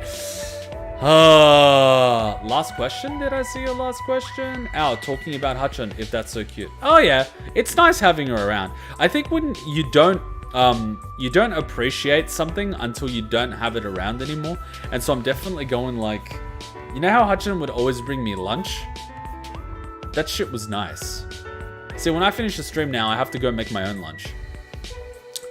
And there's like no smoothie. So, yeah. But then again, I sometimes just skip lunch and have like a big late lunch, early dinner sort of thing. I eat like once a day now that Hachan's gone. I used to do that when Hachan was in Japan and we were doing long distance. I used to just go to a Korean barbecue place that had all you can eat for lunch. I would eat a fuck ton of Korean food. Then I would go to the gym for like 2 hours. Then I would go home and chill. That was me. How'd you meet Hachan? I forgot. I highly recommend you watch the early parts of the Danganronpa 2 playthrough. That's where the whole story is. But I basically met her when I was working at a university. And she was a foreign exchange student. Really interesting stories. I think when Hachan went back to Japan, I was playing Danganronpa and Danganronpa 2. And so I binged Danganronpa 2 just before I went to Japan a second time. And so I spent the entire time talking about stories about Hachan in Danganronpa 2. So like that entire fucking playlist is just like talking about Japan and Hachan. So good. All right. Come on, let's get back to it. Ryoma, are you enjoying a fulfilling camp? You remember Persona 5? Yeah, that was like an update. But Danganronpa 2 was the OG one. As you can see, I'm managing. After 3 years, I've gotten used to Hope's Peak's absurdity. What now? I don't know what you were hoping to hear, but I can tell you I'm not wasting my time. Excellent. That's what I like to hear. Not that I've been terribly concerned about you lately. Sheesh. I'm also getting used to you being a workaholic. Your persistence is honestly incredible. I manage it down to your very core. That's awesome! Workaholism, you say. What a fascinating way to put it. I see. Well, if you understand me that well, I suppose I don't have a reason to hold back anymore. If you ever need me, say the word. I'll be your manager. Well, You've been watching me for 3 years now. You know I'm never playing tennis again, right? It can be anything, not just tennis. What? Oh. One day you may desire to move your body again. You may wish to try a new sport. I don't care if it's in 10 or 20 years or even in 50 years.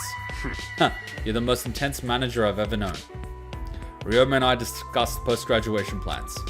Ha! You should talk to your cousin, I think. So bad in that playthrough. Man, I should talk all of my cousins. I should talk a lot of people. I should talk myself a lot of the time. Ah, mother damn. Okie dokie. Farewell. My god, we have... You see what I mean? We have these discussions all the time, but we try to keep them on topic. I hope. I hope!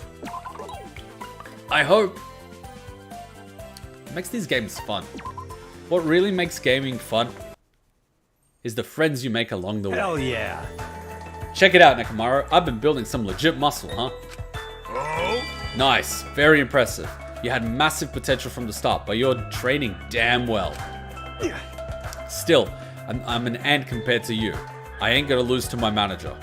Like, seriously, Nekomaru is fucking jacked. Like, his chest is literally ripping itself apart. Look here. It's literally ripping itself apart. If you're worrying about comparing sizes, you've got a long way to go. This is the era of soul. Junko, seriously? You got it all. Yeah, I know how important the soul is, but wanting to build a strong body is different. Huh? Yep, a strong body supports a strong mind, and the accomplishments strengthen the heart. Right? Creatures that stress over flesh have nothing on me. That's just the facts, Jack. I was born tough and buddy. This heart ticks with the best of them, and I'm always high as a kite. Of course a robot would never understand the wonders of a good workout. Wait, did I just do a robophobia? Sorry about that. Oh my god! you can tell Kibo's been here. To tell you the truth. Hey, no skin off my ass. I got my start in human discrimination anyway.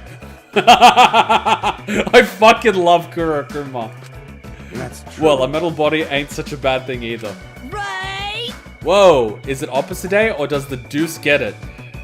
I'd be huge in America with this cool ass bod, eh? However, Cool ain't quite accurate. pay attention. If we're talking about cool metal bodies, how about imagining me turn to steel?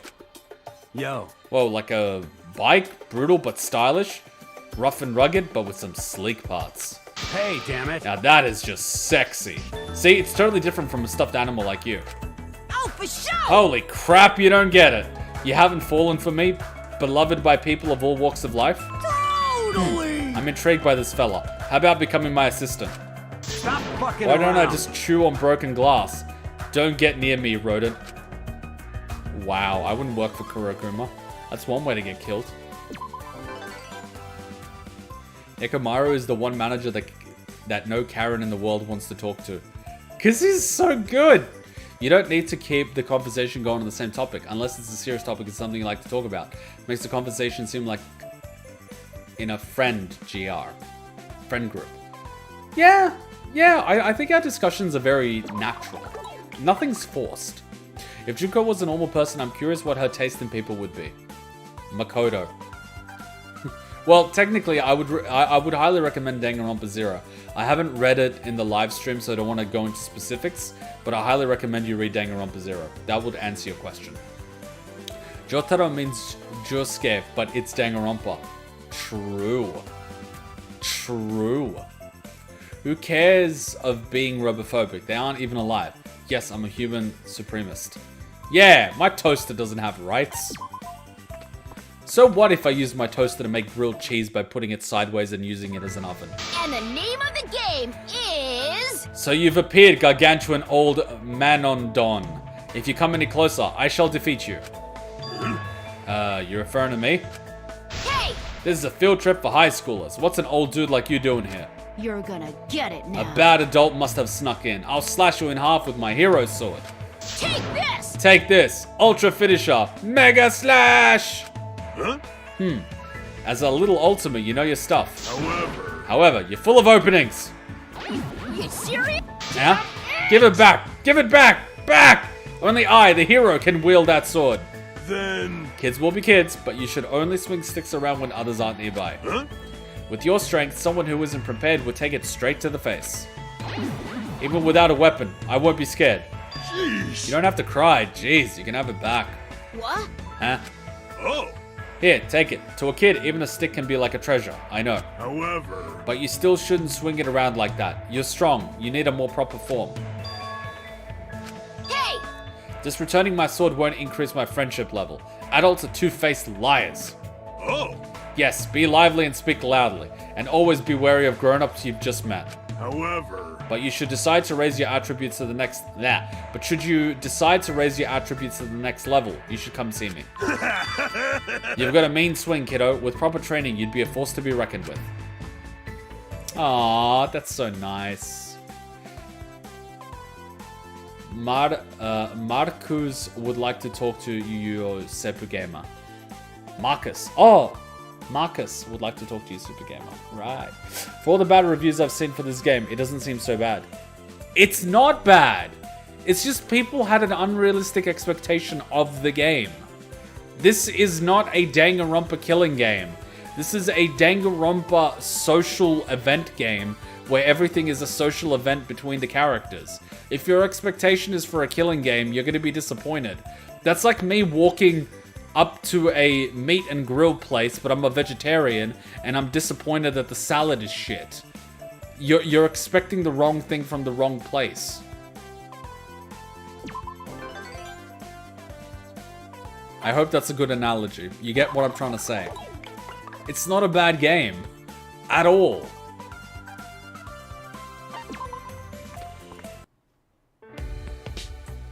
Have a minute? By the way, I have a question for you, Maki. Huh? For me? Yes. Yes, we've been working out alongside Kaito and Shuichi, correct? Oh. Oh yeah, I was curious about that too. About what kind of exercises you're doing and all that.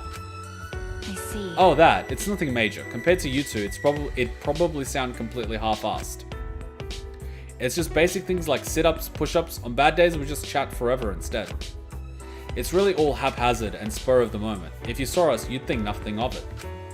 Well, Is that so? That's a surprise. And yet... Huh? I understand what you're getting at, Peko. Yes. Maki seems to be a little too fit for someone that just doesn't exercise. I'm glad I'm not the only one that picked up on it during the Danganronpa trailer. From an outsider's perspective, all that working out is having some crazy results. Now there's something I never expected to hear. I see. Sure, those workouts might be the most effective in terms of building muscle, but you and Shuichi, shit. Compared to before, the both of you are like night and day. that's true. I can't deny that. Even I can tell that Shuichi has changed. And myself as well. I'm sure I've changed. I see. Readiness and the way you approach things are fundamental ingredients of change. For some athletes, their body may make huge gains, but their mind is left in the dust. But you're not like that. What exactly could have changed you so radically? Is this... I've done nothing special. If I had to say, maybe it's because of Kaito's ridiculousness. I see. He does claim to be your... clique's leader? Clique's leader? Clique's leader? Clique's leader? Is he living up to the task? What is it? I'm honestly a bit uncomfortable discussing this. I never thought I'd attract so much attention. Sorry about that. I don't want to throw your peaceful operation into disarray. So what I mean Knowing is... Kaito and his personality, I think I get it though. All those workout sessions. They get results only because of your friendships, and that's not something a gym can reproduce. Not bad. Enhancing oneself through companions, a method off limits to me. I'm honestly envious. All right already. Can we please drop this now? It's embarrassing. I like it. Karekiyo. Thank you. Wow, that rhymes. It's a fan service game packed with surprise mechanics. Yeah, that's basically what it is. It's just social events between different Danganronpa characters. That's all it is. It's just fan service. I mean, like, did people really expect anything more than that? I didn't, especially after Talent Development Plan. I just expected more character interactions. And that's what we got. And some of them are pretty damn good.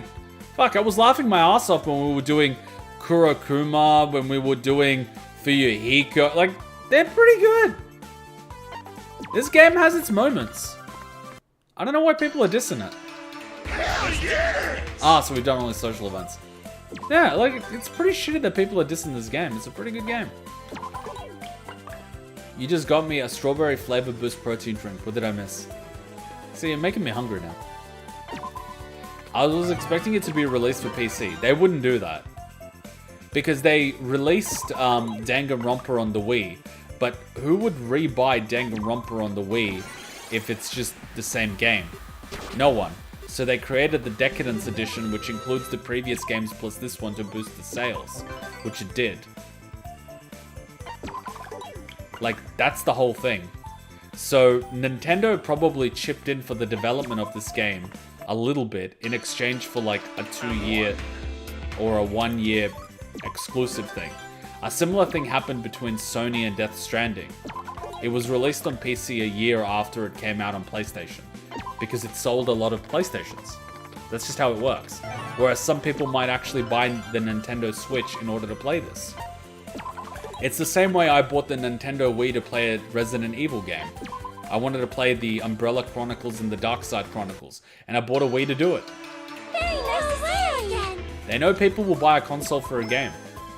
Just look at what happened when Metal Gear Solid 3 came out. Everyone bought the PlayStation 3. Like, I bought the PlayStation 3 so I can play Metal Gear Solid 4. Yeah, no, sorry. Metal Gear Solid 3 was on the PlayStation 2.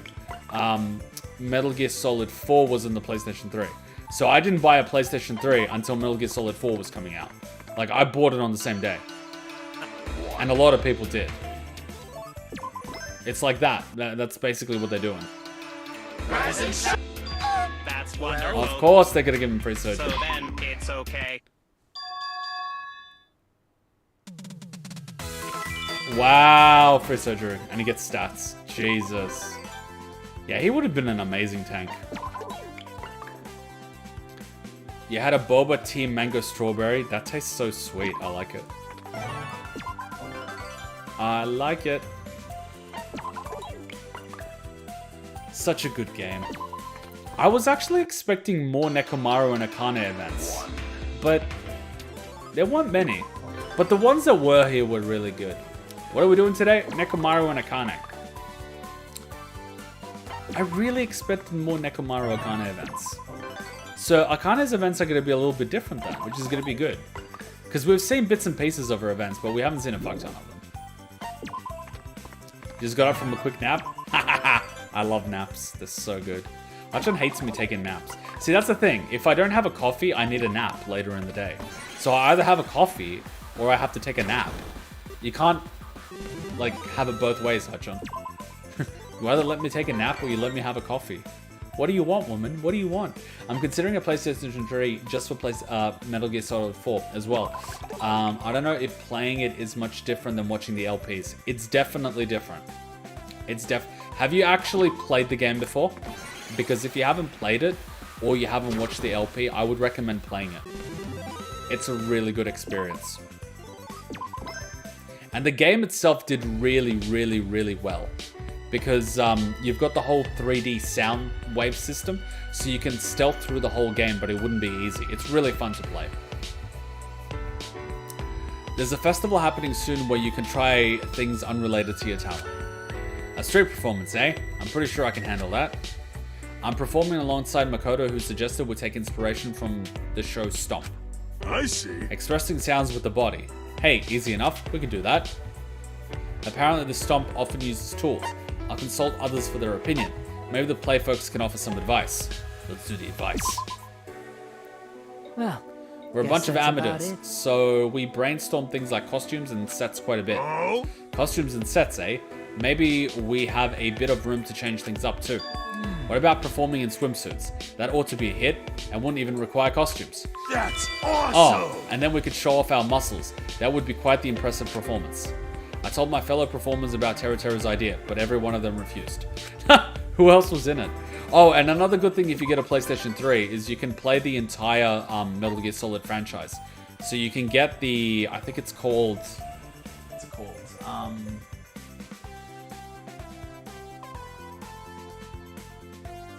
I think it's called the Legacy Collection.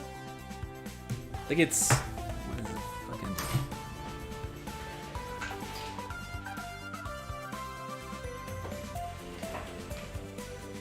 So you have these two when you're getting Metal Gear Solid on PlayStation 3. You have the HD collection, which is this one, which comes with Metal Gear Solid 2, 3, and Peace Walker. But then you have the Legacy collection, which basically comes with everything. So you get Metal Gear 1, Metal Gear 2, Metal Gear Solid, the VR missions, Metal Gear Solid 2, Sons of Liberty, Metal Gear Solid 3, Snake Eater, Metal Gear Solid 4, Guns of the Patriots, Metal Gear Solid Peace Walker, Metal Gear Solid Babel, which I've never played, and Metal Gear Solid Babel 2. The only thing that you don't get is Portable Ops. Portable Ops was a PSP exclusive, and it is unfortunately still a PSP exclusive, but you can watch the entire cutscenes that we did earlier last year on YouTube. Yeah. Portable Ops is good. Peace Walker is similar to Portable Ops in terms of recruiting, but if you like recruiting soldiers and building a base, I highly recommend playing Metal Gear Solid 5, because that is one of the premises of the game. You recruit a lot of soldiers, and I'm really looking forward to streaming that. So if you enjoyed Portable Ops, you would enjoy Metal Gear Solid 5, which is available on PC and PlayStation 4 and 5. So highly recommend it. It's aged really well. They pushed the graphics as far as they could at the time. So even on modern systems, it looks really good. And we'll be playing in 4K because fucking awesome stuff.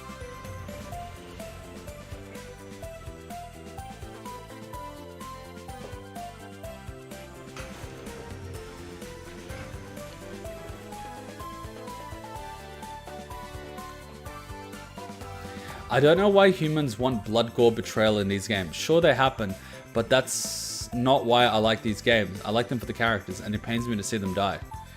That's part of it. There's a lot at stake, which is what makes these games powerful. When I have money, I will buy a Nintendo Switch and Danganronpa Decedance. I mean, yeah, if you want to play it, by all means, go for it. That's what you want to play, go for it.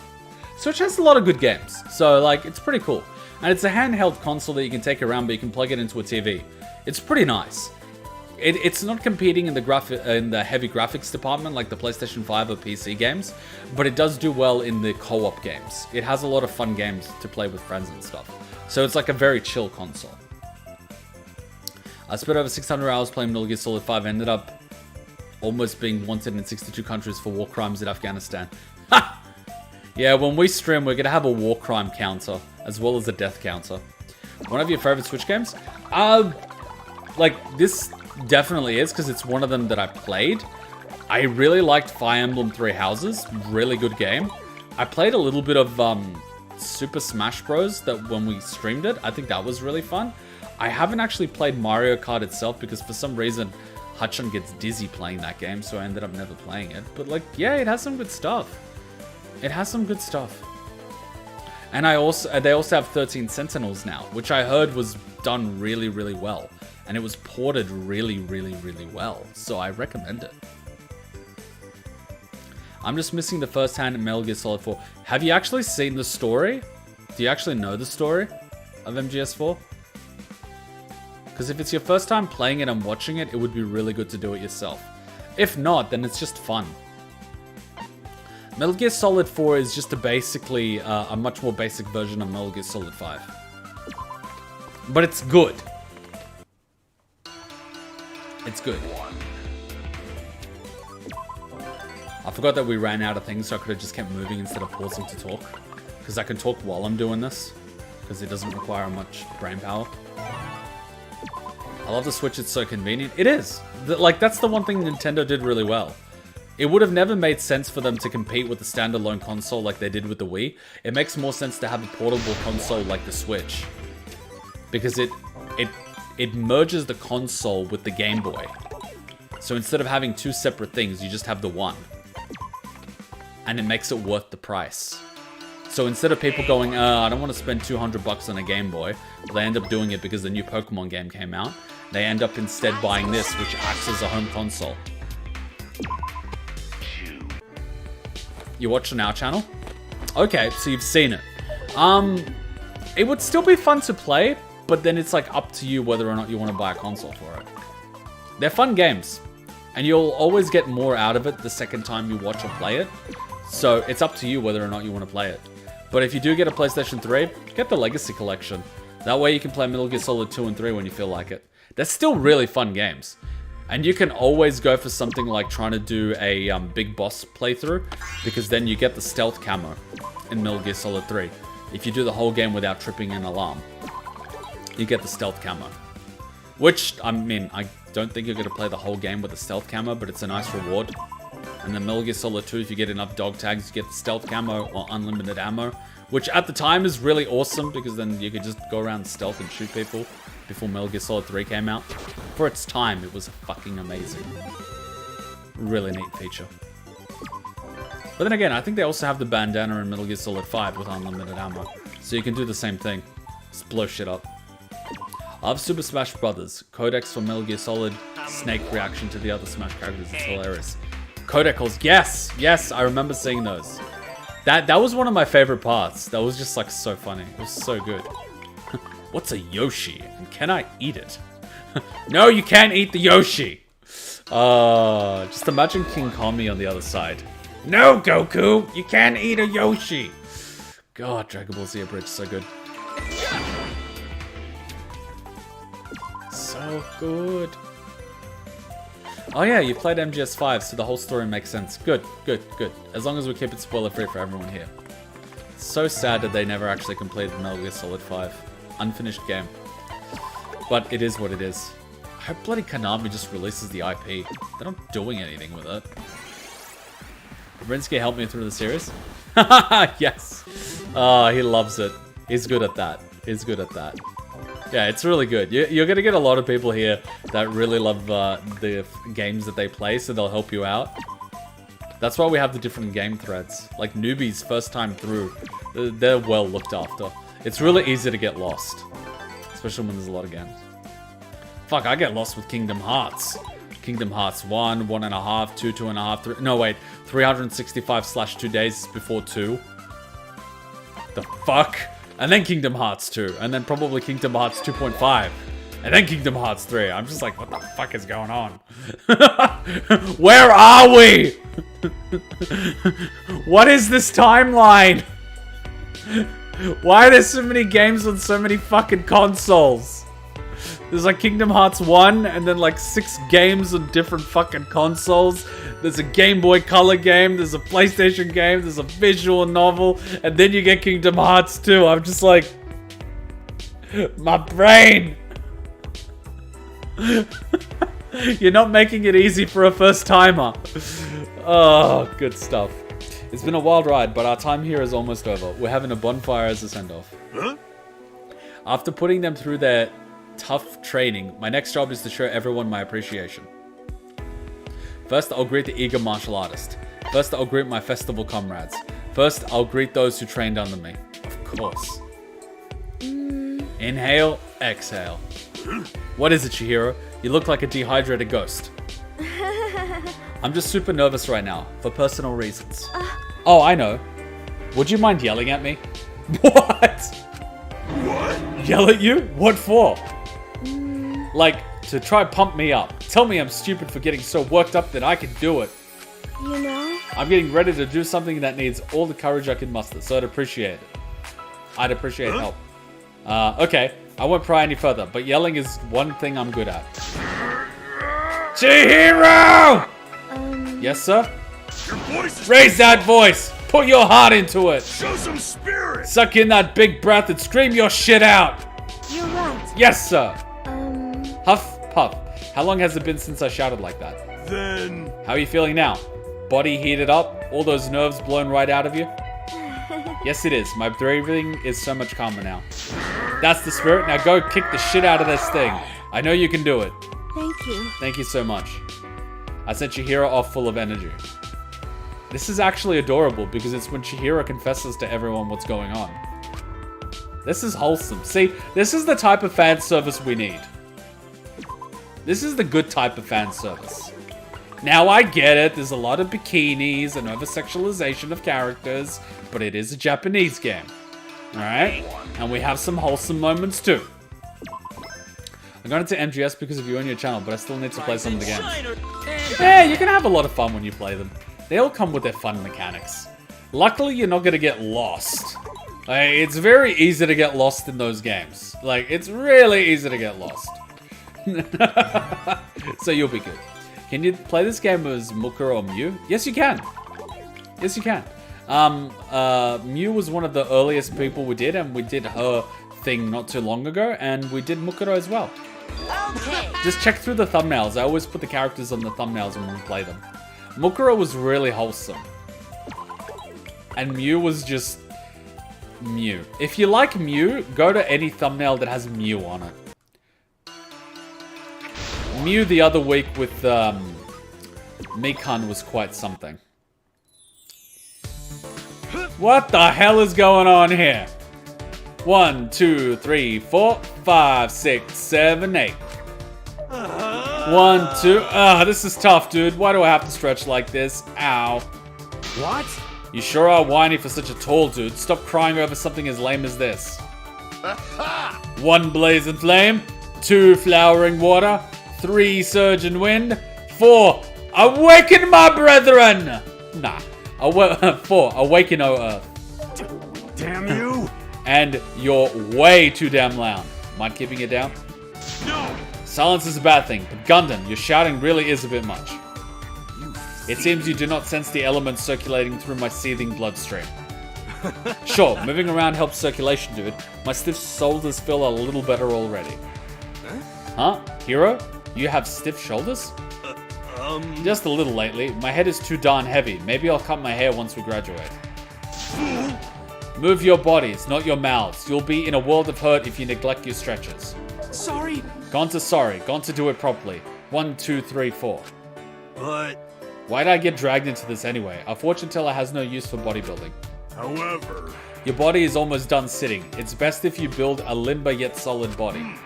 As a manager, I only train athletes under constant supervision. Huh? But know-how and maintaining a healthy body is a good thing for absolutely everyone. Basically, every single one of you represents my potential. Hey, I taught myself how to get buff, but with your supervision, I can learn even more. that's true. Stuff like posture and movement, imbalances in building muscle. Yo, Learning that stuff really helped a bunch. I'd well better have a healthy body for my work. I've used a line at least. To think, my body still had an untapped power dormant within. You know? Sure, I can admit it's kind of interesting learning things about my bod, dude. Hero. God damn it. That's right. And it's fun to exercise with everyone. Everyone had something to gain, huh? Then it was well worth it to hold this meeting, I'd say. We'll be graduating soon, so I won't be able to continue looking after you. Oh! But if you ever need advice about bodybuilding or exercise, feel free to call me anytime. Yes, thank you. If you ever need to know anything about bugs, call for Gonta. Understood! Yep, you'll be at top of my list. Training! Anyway, that concludes stretching. Next up, muscle trading! Oof, my muscles already hate this dude. Huh? Get through the entire regiment and I'll throw in some extra service. So put some spirit into it. Oh yeah, he does the massaging. You see, like, this is... Like... When we went for a massage in Japan, we had a male masseuse. And I was kind of like... You know what I mean? Because the mate that I went with has been to, like, Thailand and all these other places. And I'm like, you want a guy massaging me? And he's like, because if you get a girl massaging you, she won't have the strength in her fingers and thumbs to really get in the muscle cavities and all that sort of stuff. And I'm like, but I don't want a guy touching me. He's like, trust me. Anyway, so we went to like Japan and we had this, it was in Kyoto actually. And we went to this like really, really good massage place. I'm going to have to ask him where it is because I want to go there when I go back to Japan. And so you had this whole thing where it was like this little building. It was in an office in like this residential business street area. You go upstairs and it has all these traditional rooms, traditional wooden, you know, tatami floors, the sliding doors. You go into like the bathroom, you get changed in the robe. Don't worry, I still had my underwear on. Get your minds out of the gutter. And you get sort of changed. And you sort of go to the room and you sort of just like lie down and chill out. And then the masseuses come in, they do like the whole bow and they're like, oh, you know, take this position, go on your back, go on your front. I shit you not. They had like this little Japanese water stream thing in the corner of the room. And it's just the sound of the water pouring down on the rocks. And I almost fell asleep during the massage. Like, I remember at the beginning, he started doing my neck and my shoulders, and then it was like he pressed something, and he just went... like, it just cracked. And I was just like... oh, God. He just, like, cracked the shoulder neck part, and I was just like... holy shit. Like, all the tension and the pressure just, like, disappeared. Mind you, this was after a tournament, but, like, it was fucking good. I've only ever been to, like, 2 massages in my life. I really should do that more. See, that's one of the things I gotta do. Especially when you do weights, you really need to, like, loosen up. That's why I like really hot showers. It sort of, like, loosens up your muscles and you can stretch, but massages are fucked. Nekomaru must give the world's best massage. What cracked? It was probably just, like, muscles and tension and God knows what. All I know was I slept like a fucking baby that night. I almost fell asleep at the massage. I was like, holy shit. Like, holy shit. Did you look like Akane when you got the massage? My boobs weren't as big, but, like, yeah, pretty much. I was just... my God. You see, that's, like... don't tell Hutchin because she'll stab me. But, like, that's the one thing that a girl that I dated was really good at. She knew how to give massages. And she used to do this thing, and I'd, like... get your mind out of the gutter. But she used to do this thing to your head. She would press some sort of, like, pressure points, and then the amount of oxygen going to your brain would just explode, and you would get lightheaded. It was so good. So, like, when I couldn't sleep, she'd just give me a massage, and I just, like...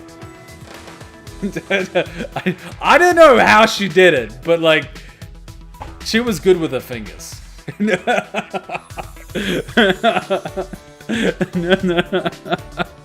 I wish Hutchin knew how to give a good massage. Oh, God damn it. The bad part is Hutchin has a tennis friend. She does physio, and she does, like, physio massages for sports people, and that's her friend. And she's like, oh, you can always ask my friend to give you a massage. And I'm like, Hutchin, I am not going to ask your female friend to give me a massage. We got to draw the line somewhere, Hutchin. We got to draw the line somewhere. Oh. In one of the options, she says it wasn't a massage.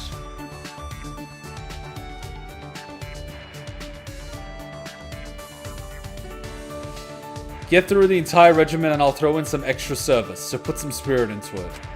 Huh? By extra servants, you mean that extra service you always do with Akane? Mondo's like, you'll give us that service? Are you serious, dude? I'm gone to confused. Pay them no mind. They have made a despicable misunderstanding and nothing more. Gundam knows what's up. Yeah, I'll make it extra special service. You'd better look forward to it. They think he's banging Akane. Oh my god. Just like Raiden didn't just get regular maintenance. No, neither did Kibo with Mew. No, it was a massage, but the joke in the game is it implies something else. But it's a message, nothing more. You need a secret item to unlock it, though. You mean the man's nuts. You gotta have, like... They had the thing in Danganronpa 1, 2, and 3. That's how misconceptions happen. It's basically high school bullshittery, right? Like, you spend some time with a girl, and then everyone thinks you're dating.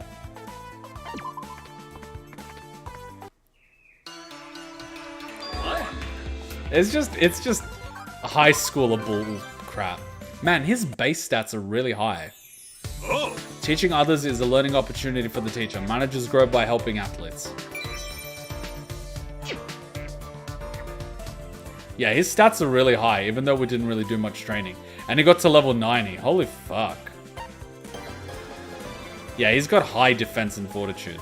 He would have made an awesome tank. Oh, man. See, now I feel like a massage. Fucking hell. See, I need, like, we're forced to get health insurance in Australia. And I'm sure I could get like a half-price physio massage, but I haven't done it. I'm gonna have to look into my health fund and see what I can do.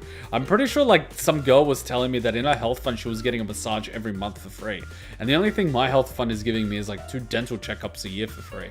But I'm gonna change it because I started working for a bank and they own a health fund, so I'm gonna switch to their one. I'm gonna save like 40 bucks a month. But I wanna see what they give. Fuck, if I can get a massage once a month, I'm gonna be in heaven.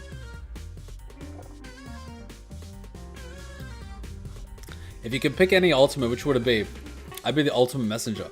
I'm not sure. I'm not sure what I would pick. I honestly don't know. I do not know. More of this stuff. We're not gonna get anything good from this. We already unlocked all the characters. What are they even gonna give us with this crap? What are they gonna give us? What are they gonna give us with this crap? Saying you don't want a massage from a female is a bit misogynistic. Ha! Hey, I'm not gonna say no for a massage from a female. I just don't want to get a massage from Hachun's friend. Because that's where things get kind of... You know what I mean? You gotta sometimes draw the line. Like, you know what I mean? Like, it's Hachun's friend. And I'm not gonna say no to a massage. But I don't want things getting weird. You get what I mean? Like, first it's a massage. Then you're getting a little too friendly with one another. Like, you know what I mean? Gotta draw the line somewhere. What do we get? Crap. What do we get? More crap. Another 10. More crap. Return to the school store. Alright, it's time for Akane. My god. We had 2 hours of banter with Coach Nekomaru. That is awesome. Alright, time for Akane, and then I believe we are... No, we're not done with the Danganronpa 2 crew. Because we still have Nagito and Teru Teru. And then Kazuichi and Kirumi. Sweet, we're down to our final 2 after Akane. Alright, Akane, you're up. I like how she's just eating that rice ball. Oh my god, this is 89, this is 100. I don't want to ruin the 100. Fuck it. Start training. I'd feel like I'd be Hajime wanting something, but then realizing it was worth it in the end. Yeah, I get it, the friend boundaries. Like, I'm chill, but I don't think Hachun would be that kind of chill girl, you know what I mean? I think Hachun's a little too possessive for that. Like, her friend's not bad, don't get me wrong. But Hachun would be too possessive for that. Hachun's not that type of girl. At least I don't think so. I mean, if she was, I'd be pleasantly surprised. But, like, you know what I mean? You don't want to fuck up Hachun's friendship, you know what I mean? Kuma, why does everything have to turn sexual? Look, in my experience, between a man and a woman, things can happen. So you just draw a fucking line. Draw a line.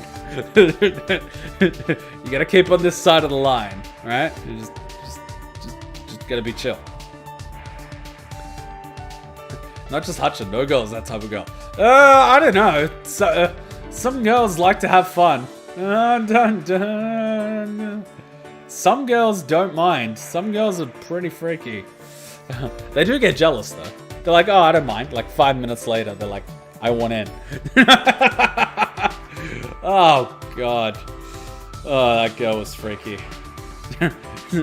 But then again, she did go to like Europe for an exchange program. She didn't learn anything of the language. She just like banged as many guys as she could.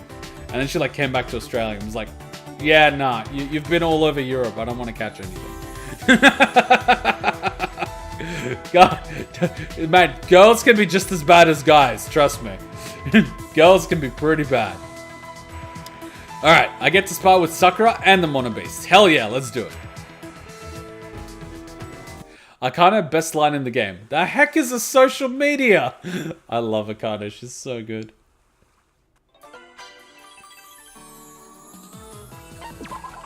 It's like Vegeta or Dragon Ball Z abridged. The fuck's a condom?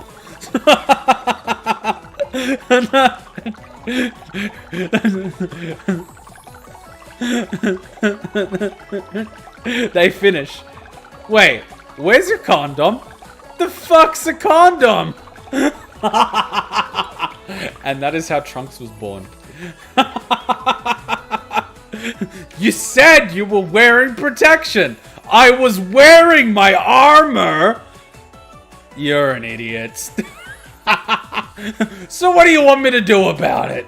Well, we want you to get a job so you can help me raise our son. He just fucking flies away. And that was like 2 weeks ago, so you tell me. No, wait, that was 2 months ago. Or was that 2 years ago? You tell me. Oh my god. He is the OG Virgil. Bury that. Holy crap. Virgil is basically Vegeta. It would make sense. Dante's like Goku. Virgil's like Vegeta. Wow, that's a thing.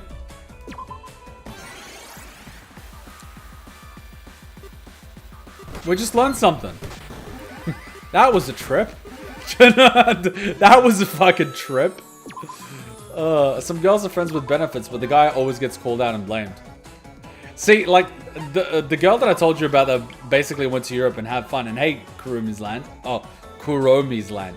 She, Alright, so, there I was chilling at uni, and then there was this girl wearing a cow onesie.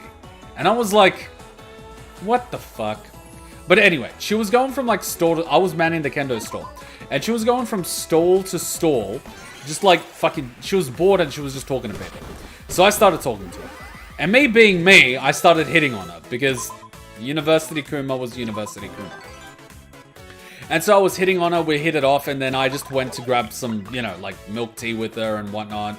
Ended up talking to her, got her details, all that sort of shit. Didn't really expect anything from her.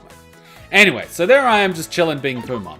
And she ends up like basically calling me and was like, hey, I'm in the city, want to catch up, blah, blah, blah. I'm like, yeah, sure, why not? She's like, awesome, where you're at? I'm like, oh, I'm over here, happy to meet you outside. She just fucking buzzes on the door, ends up coming straight to my place. I'm like, oh, okay, whatever.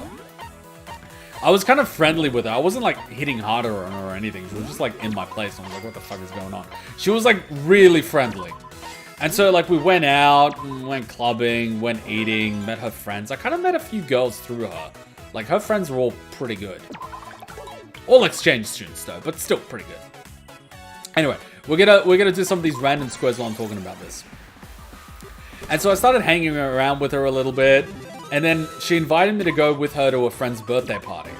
And then during her friend's birthday party, her friend was basically like, look, be careful with Hannah. She tends to break hearts, the hearts of guys. I'm like, oh, okay, I've been warned. I'm like, oh, okay. So she doesn't take things too seriously. I'm like, this could be good for me. Anyway, we were hanging out.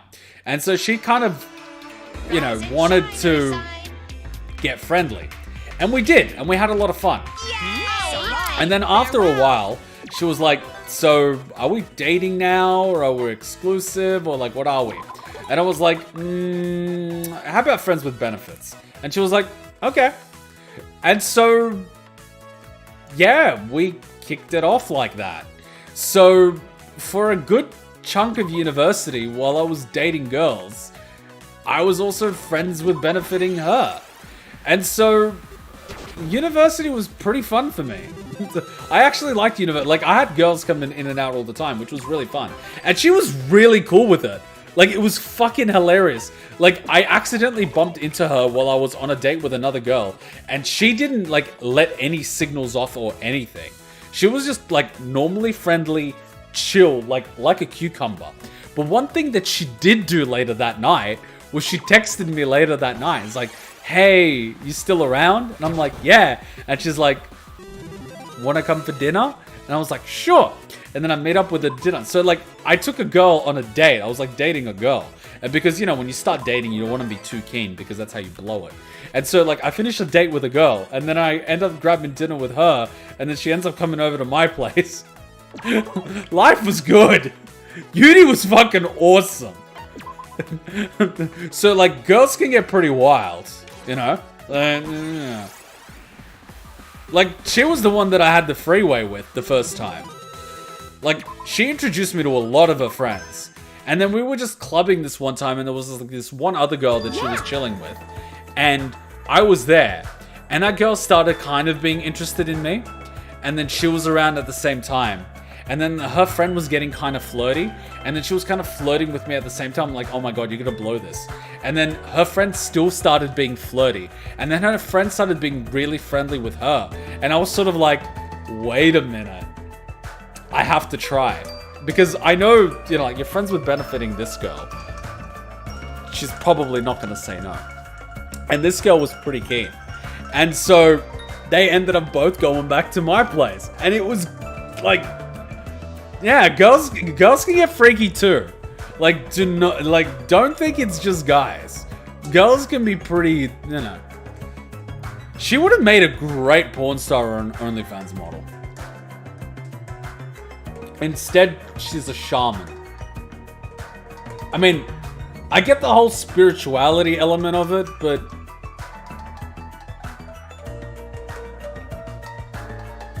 see, she's a bit like Angie. Except she's hot.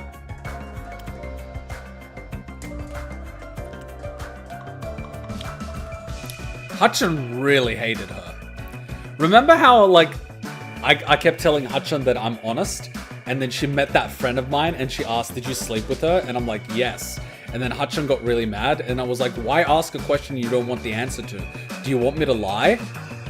And then Hutchin was like, you can't be friends with her anymore. And I'm like, well, I'm not getting rid of my friends. So, like, up to you. And then she's like, oh, okay. I haven't seen her in, like, a while. But you get my point, right? Like, that was the girl. Like, I was like, Hutchin... It was kind of funny. Because I was dating Hutchin. And then Hutchin really, you know, she liked me. But then when she started seeing all these other girls buzzing around, she really planted the flag because she threw a birthday party. And she didn't invite any of these girls. Like, she planted the flag, like, mine. I throw a birthday party. I'm best girl. Like, she was really marking her territory. It was so cute. Like, Hutchin was fucking adorable. Like, at the beginning, she was like, oh my god, we're dating, it's so cute. And then she notices other girls and she's like, this is mine. I will hurt you. And I was like, whoa, this girl's spicy. You mean lonely fans? Ah! Really? Is that where the name comes from? That's good. As long as it's mutual, I'd say it's fine. Alright, here's the misconception that I think society would be a lot more chill if everyone just admitted. Both guys and girls like sex. There you go. We would have a lot fewer problems if people just accepted this fact. We really would. Stop looking at girls as these foreign aliens who you don't understand. They're human. They're just as perverted as you are. Sometimes. Sometimes even more so. Stop looking at them as like a foreign alien. They're not. They're actually a lot more chill than you would originally anticipate. They're a lot more chill. Like, if I realized that girls were this chill, I would have had a lot better time in high school. But, like, it is what it is. Girls are chill as fuck. If they're high maintenance, it's not worth it. You know, just like, walk away. Like, it's not worth it. It really isn't. Just go for the chill ones. The chill ones are best. They know how to have a good time. Like, when you see a girl that knows what she's doing with drinks at a Korean barbecue, go talk to that girl. My god. And some girls can fucking drink. Some girls can put down soap like fuck. The only one regret that I have was, like, this girl that I met at this Korean barbecue place. They ended up going to Tasmania because they were on a working holiday. And so they were like, oh, we're going to Tasmania. And I got their contact details and stuff. And then I forgot about it. I fucking forgot about it. And then I ended up, like, messaging them, like, months later. And they were like, fuck, we just flew out of Sydney. We're in Queensland now.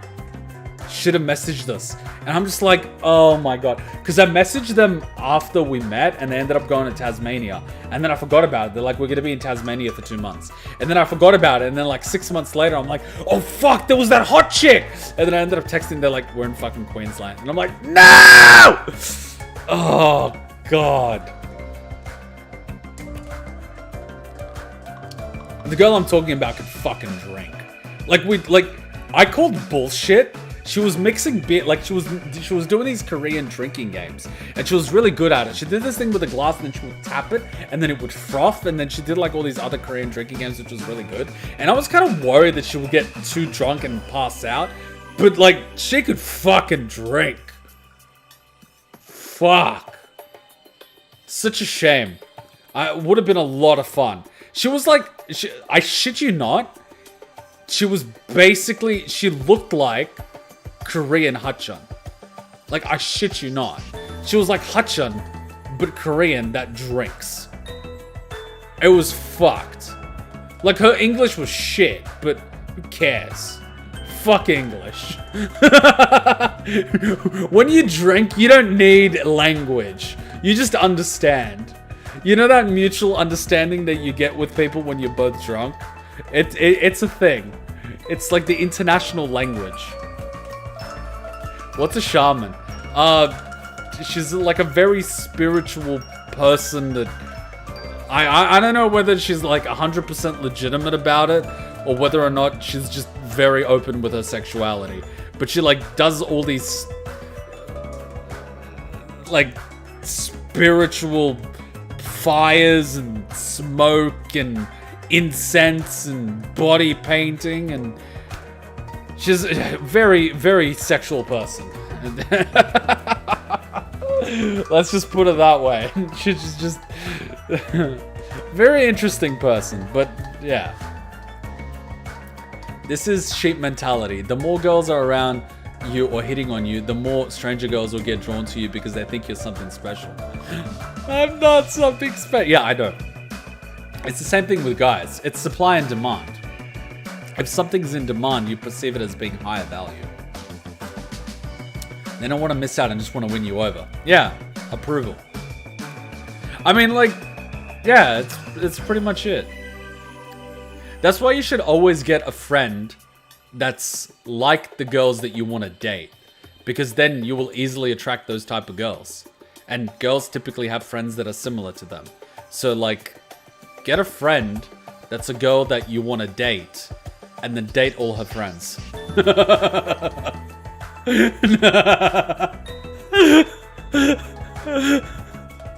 And then eventually you'll end up sleeping with that girl too because she's gonna get jealous. What do you mean you don't view me as like that? I've got needs too.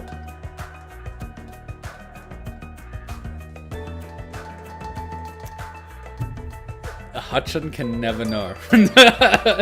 If anyone fucking tells Hachun, I will stab you motherfuckers. That girl sounds like she had a strict life that explains her outgoing sexuality. Oh yeah. Oh yeah. The more you try to like tie someone down, the more they are going to overcorrect when they get freedom. Like, my father was very... only Serbian girls, pure blood, and all that sort of shit. What was the first thing I did when I got out of the household? I went international as fuck. See, overcorrection, right? You forced me to date nothing but fucking Serbian girls. Fucking, I don't want to touch a Serbian girl. Fuck that shit. Not worth the hassle. Fuck that. No one wants to get beaten to death with a frying pan while they sleep. Fuck that!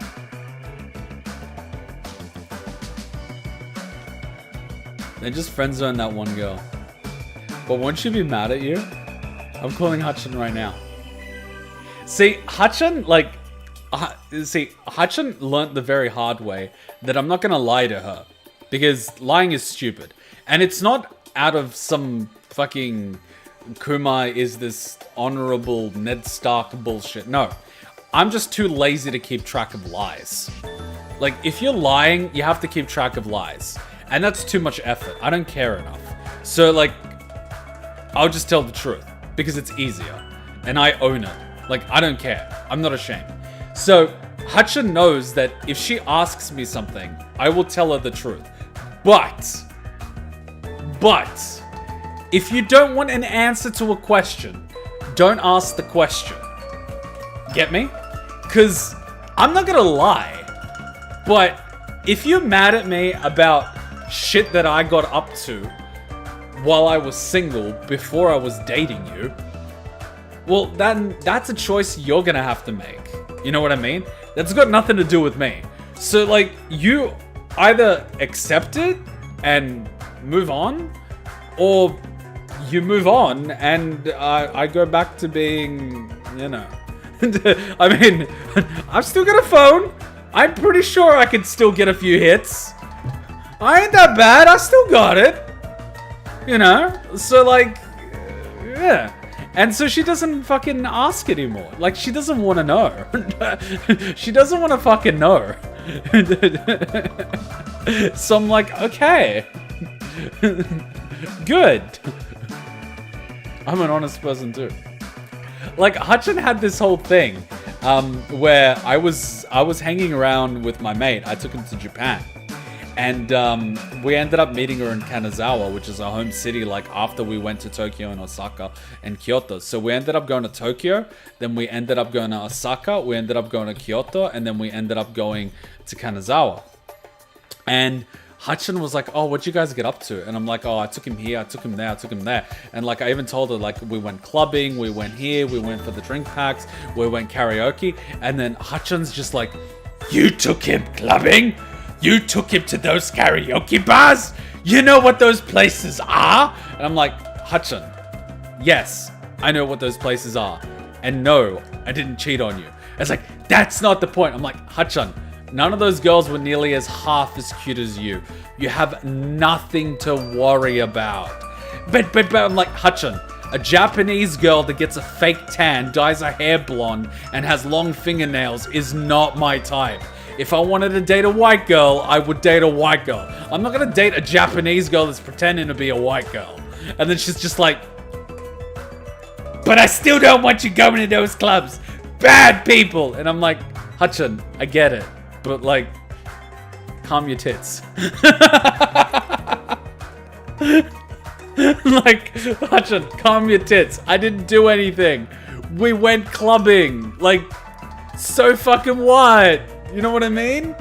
Like, I'm not gonna lie about it. Like, see, dishonesty is the problem, right?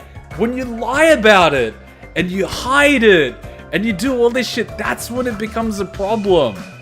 You know what I mean? Like, if Hachin calls me, like, and I'm out fucking at Korean barbecue with mates, I'll pick up the phone and be like, hey, Hachin, how's it going? Like, I'm hanging out with so-and-so, say hi, you know what I mean? Like, when you're open and you're chill and you're honest, there's not a problem. It's when you're, like, fucking secretive and you know what I mean? Oh, I can't pick up the phone, I can't do this, I can't... You know what I mean? That's when it starts becoming a problem. Clubbing as in literature club? Yes. We did the Doki Doki Literature Club experience. God fucking damn it. Oh, god damn it. Yeah, I can't stand people who get mad when you answer their questions honestly. I warn my friends, don't ask me questions you don't want the answers to, because I'm not gonna bullshit you. And when a girl asks me a question, I always ask her, do you really want the answer to that question? Are you sure? Because you gotta click that you accept the terms and conditions of the answer and that you can't be mad at me. Because you asked the question.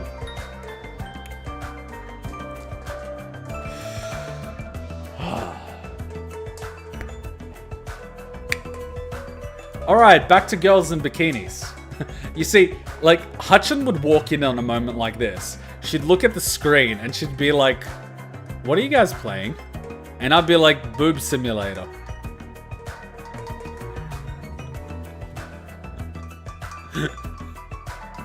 Seriously, Gadaka is a boob man. We all know it. And there's Akane with first place. Akane takes the gold in swimming tournament. What? Sweet, I win. That means double dessert for me today. That's a bummer, but even with my stamina, I never stood a chance against you. I lost too. Not that I'm surprised. With Hina out, Akane or Peko were favored to win. Second, it's been some time since I've tasted defeat. Curiously, it fuels my determination. I'm gonna do it! Oof. If you've got determination to spare, how about squaring off with me? God, no sparring today. Just get it out of your system tomorrow with Sakura. Yo! Fine, I'll spot it tomorrow. There's something else I want to challenge right now anyway. Huh? Heh. Alright!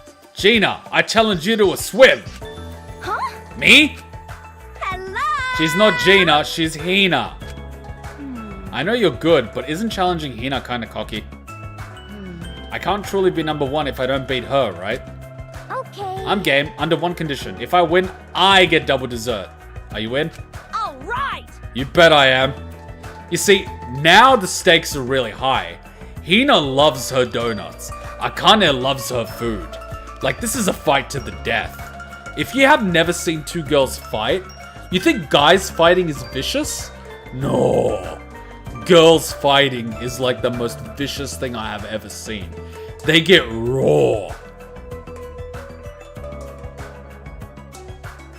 It's even better when there's water nearby. You bet I am. Ooh, I'm getting pumped. It's like a challenger versus competition. I see. Climb ever upward. I'm impressed, Akane. You have my support.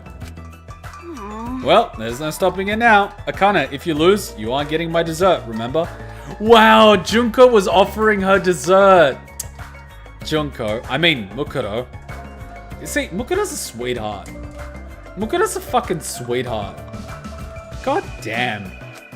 I'll show you my Hell sweet yeah. side. We go until one of us sinks. Why? That's not how swimming competitions work. But if it's an endurance match you're looking for, I guarantee you'd go under first. Huh? Oh, now you've done it. I can't possibly lose now. Let's rock, Hina. Wouldn't Mukuro win with a soldier's stamina and more compact chest for hydromechanics? But Hina does swimming every day, so she's a lot more efficient at swimming than Mukuro. So she probably expels a lot less energy doing it. Guys fighting is vicious, girls fighting is wild, primal and lethal. Oh yeah!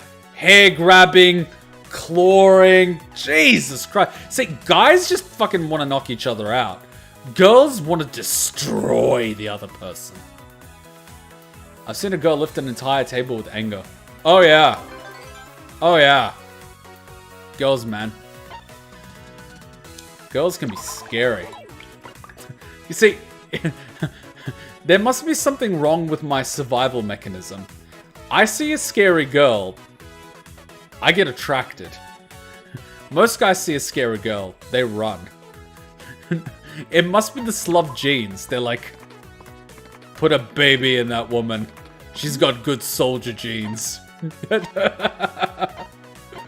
Oh wow, I didn't end up buying... Did I end up buying the weapon? I think I bought the weapon. Yeah, I did. There is something fucking wrong with me. I've been almost stabbed several times.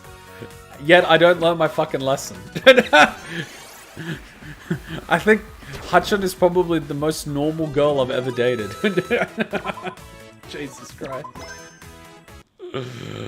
Oh my Rise and god. shine, Ursai. Girls are dirty. Men at least have restraint, even if it's instinctual.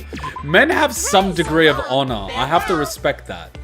Whereas girls would just destroy the other person. I once saw girls fighting in the street. The crowd gathered and the girls fought till no clothes, and then I saw it on Pornhub within the hour. Wouldn't fucking surprise me. Does Mono base just Kodaka's Beauty and the Beast call? Truth. Truth.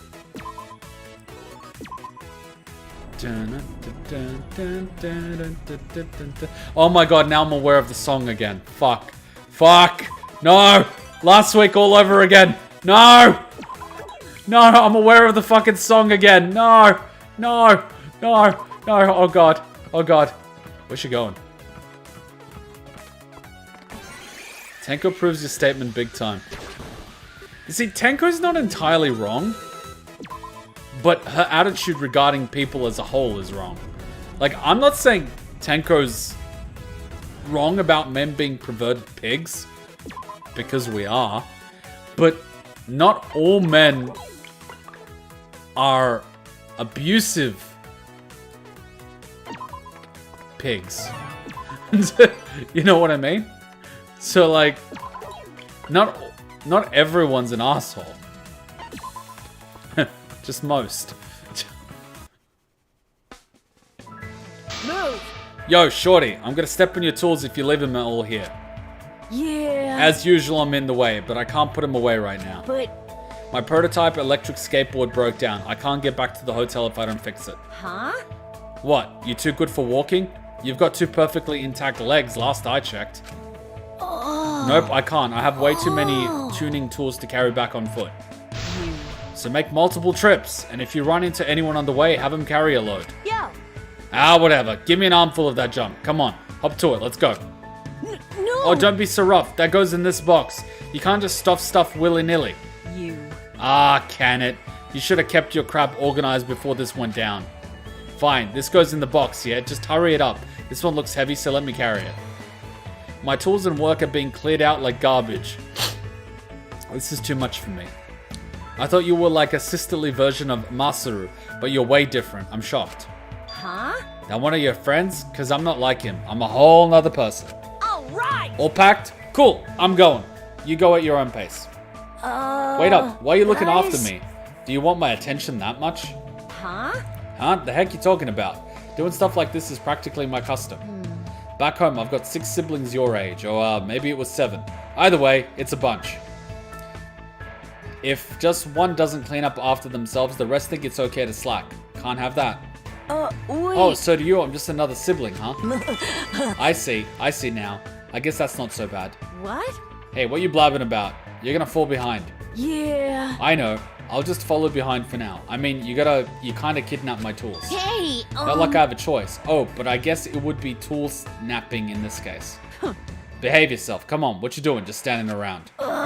Actually, this bossy side of her really is like Masaru, huh? Aw, she's so good. Why is he wearing his mask? He always wears his mask. Oh no, you're free to peep. I would love a reason to exterminate a degenerate male. I wouldn't even want to see Tenko underneath those clothes. She strikes me as a sour lemon. You see, with a face like that, it doesn't matter how good the body is. Even if she is a prawn, no thank you. You get the analogy, right? Prawn. Come on. God damn it. What are some ideas you have for unlocking new potential in your talent? I'm gonna do it! What else? Fight, fight, and fight some more. Now, where the hell are Coach Nekomaru and Sakura? Maybe they're at the beach swimming. Maybe they're doing tire punching. Man, she better not be eating without me.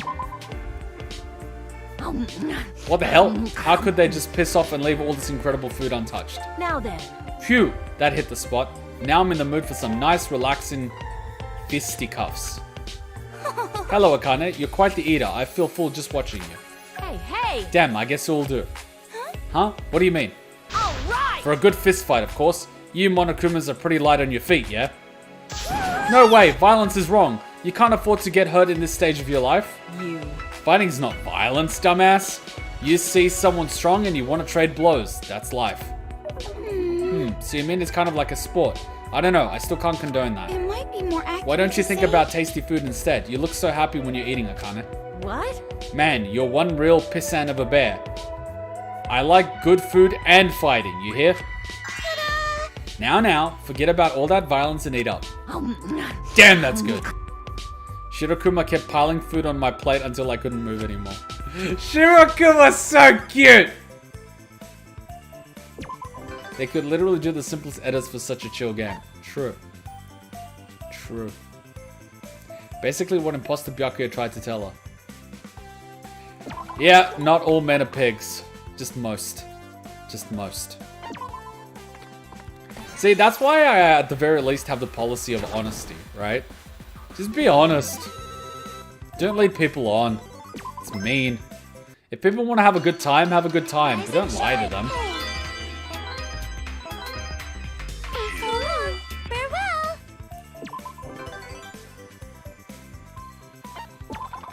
See, normally I would have had like 4 coffees by now, but I only had like 1 coffee. And it's not even like a double shot coffee, it's like a single shot. Oh my god, this one's hilarious. Ishimaru is one good counter to Tenko. He always counters her arguments. Yes, and he's so proper. He would never do anything inappropriate. He's like the anti-Tenko. He is like... yeah. Want to try that chocolate and coffee combo again? The coffee needs to be warm. This coffee was cooked like 12 hours ago, so it's all cold. Wouldn't work. Plus, I had an entire chocolate bar last night while we were streaming. It was dark chocolate, so I don't feel bad about it, but like, still. Kuma, you fat fuck.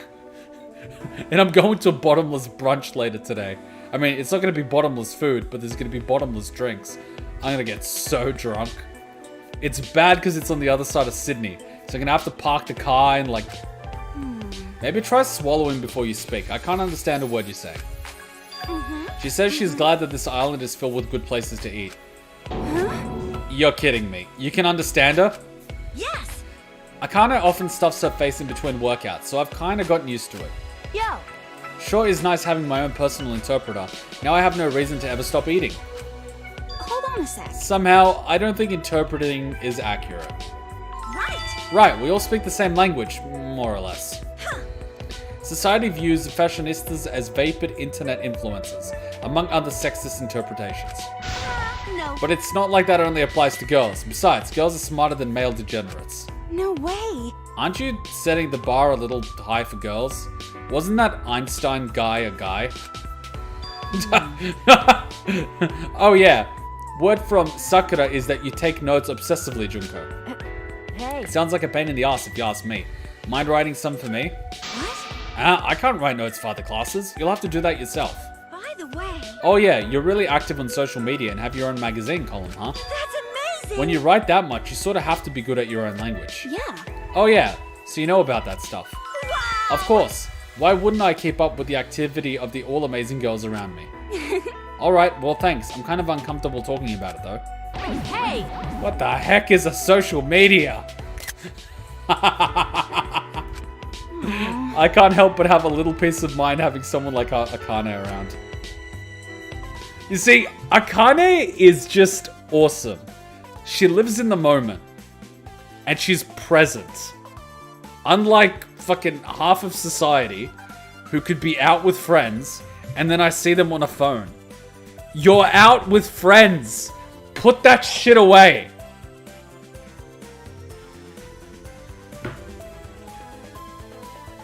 I mean, people have social anxiety when they're away from their phone. I'm fucking nuts. My phone's always within arm's reach for some reason now. Either that or it's sitting on a charger. I think I've, like... God damn it.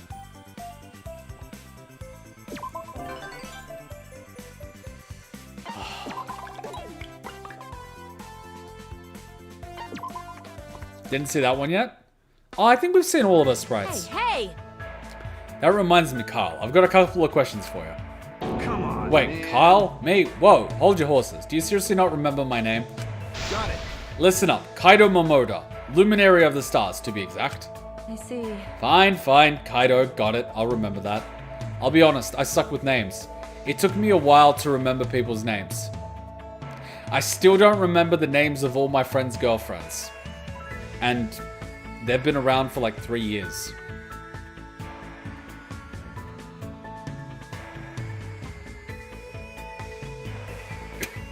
It's a fucking problem. See, when I originally met them, I didn't know they'd be around for so long. One couple even got married. But it's kind of easy because their names are kind of similar. One guy's called Chris, the girl is called Christina. It's easy to remember, it just works. Whereas like the other one, what's her name? See, Hutchin remembers the names, I don't. I'm fucking horrible. Oh, fuck. Oh shit, what's the name of my mate's wife? We're gonna be there later today. Yes, I remember her. She works in my company now. Fuck, I should actually remember her name. We're technically co-workers. Oh, man. Kuma. See, see, that's the thing. Like, I will always remember the names of the people that I'm interested in. That's how you find out if I'm interested in someone in the vicinity. I will remember their names and many details about them. The other people, not so much. I still don't remember the names of my fucking co-workers. I'm so bad. I'm looking after several teams and I still have to take a look at the icon on MS Teams when I hear their voice. I am a bad person. But I'm an honest person. Fun fact, the first character in Final Fantasy series to use social media of Final Fantasy VIII is called Selfie. Fuck. I think they did add some new sprites. They did, but I think I saw most of them when I was doing thumbnails. But we definitely saw that interaction a few times. So like, this is like the third time we've seen that interaction. Because we've done both Mukuro and Akane. Sorry, Tenko. Fine, Kaito. Got it. I'll remember that. Like... Anyway, do you consider yourself strong? Like in a fight? You. I can't get a good read on you. Like, you look strong, but you also look kind of weak. Of course. Is this why you know all Danganronpa character names? I struggled to remember most character names in Danganronpa. But after playing the game for so long, I sort of remember them. Though I do still struggle with the names of many other characters in many other games.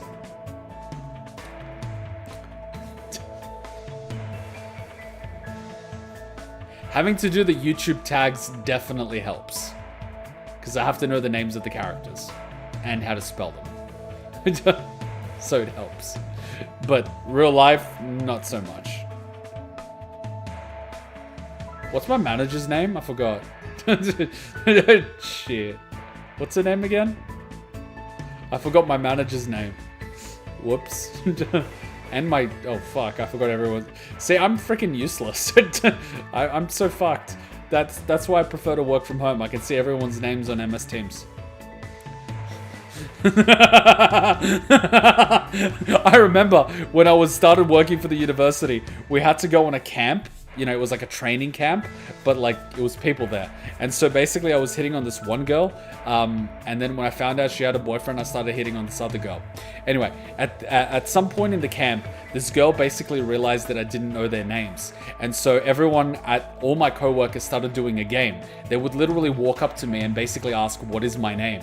So I would memorize their names over the course of the camp. But what one of the girls realized was that the only names of people that I remembered was the two girls that I was hitting on. And so she was like, wait, how come you know their names? And then she looked at them and then she's like, and she got it, it clicked, it was like ding ding ding, and it was like, and then they realized the only reason I took the job was to pick up girls. I got paid to hit on foreign students. Best job ever. Literally, I got paid to party with foreign students. Love it. And I could talk to them because I was like an employee of the university, right? So they're like, oh, he's just being friendly.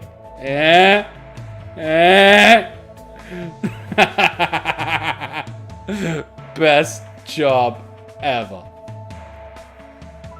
You gotta write the name on your hand, just like Hina taught you in DR1. Yeah, that's not gonna work. Hey, I'm not weak. I just don't go around getting into fights.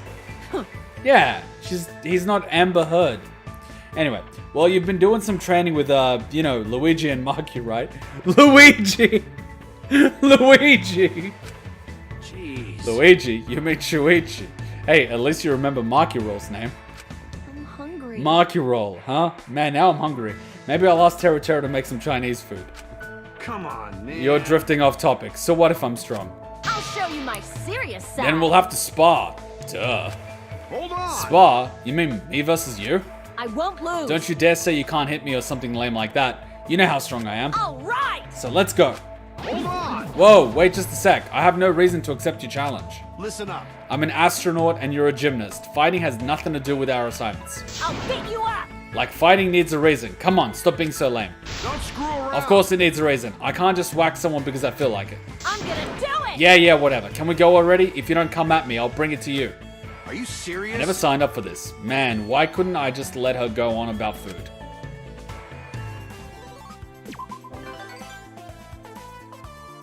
So good. Kuma, your brain is shutting down from work. It is. My brain just like seals off work. On the weekends, I'm like this. I don't remember anything about work. During the weekday, I'm just like, I can't wait till the next stream. Hey, This looks wholesome. Oh, there she is. Hey, Himiko. Yeah, Yumeno. Good grief. How many times do I have to tell you? Right, that Himiko. So when's your next show? Did somebody mention a show? By the way, If she's the ultimate magician, does that mean it's a magic show? yo, Yep, bingo. Want to see it too? my name's No. Toko Utsugi. Not especially. I'm used to flashy performances. Okay. Yeah, for your information, that's just my official title. Tremble, for I am the ultimate mage. Ah, so that's your shtick. Having a solid character is important for any showman. Yeah, no, I really am a mage. My. Right. I know how important it is to stay in character. Sorry for being so insensitive. Grr, I get the feeling you don't understand, but whatever. Anyway, I plan to start a big tour after we graduate from the academy. That's fine. Akane's siblings seem to be really enjoying my show, so I'll be sure to give them VIP tickets. Huh? huh? Whoa, serious? Thanks a bunch. I kinda lost track, but there should be about as many as last show. What was that? I see. There's a chance there might be more. VIP tickets, so you're giving some kids special treatment. That seems awfully arrogant of you. But I was planning on making children's tickets cheap for this tour. Plus, they get free front row seating. So every kid gets the VIP treatment. I want to make as many children smile as possible. seriously, Now that is awfully commendable of you.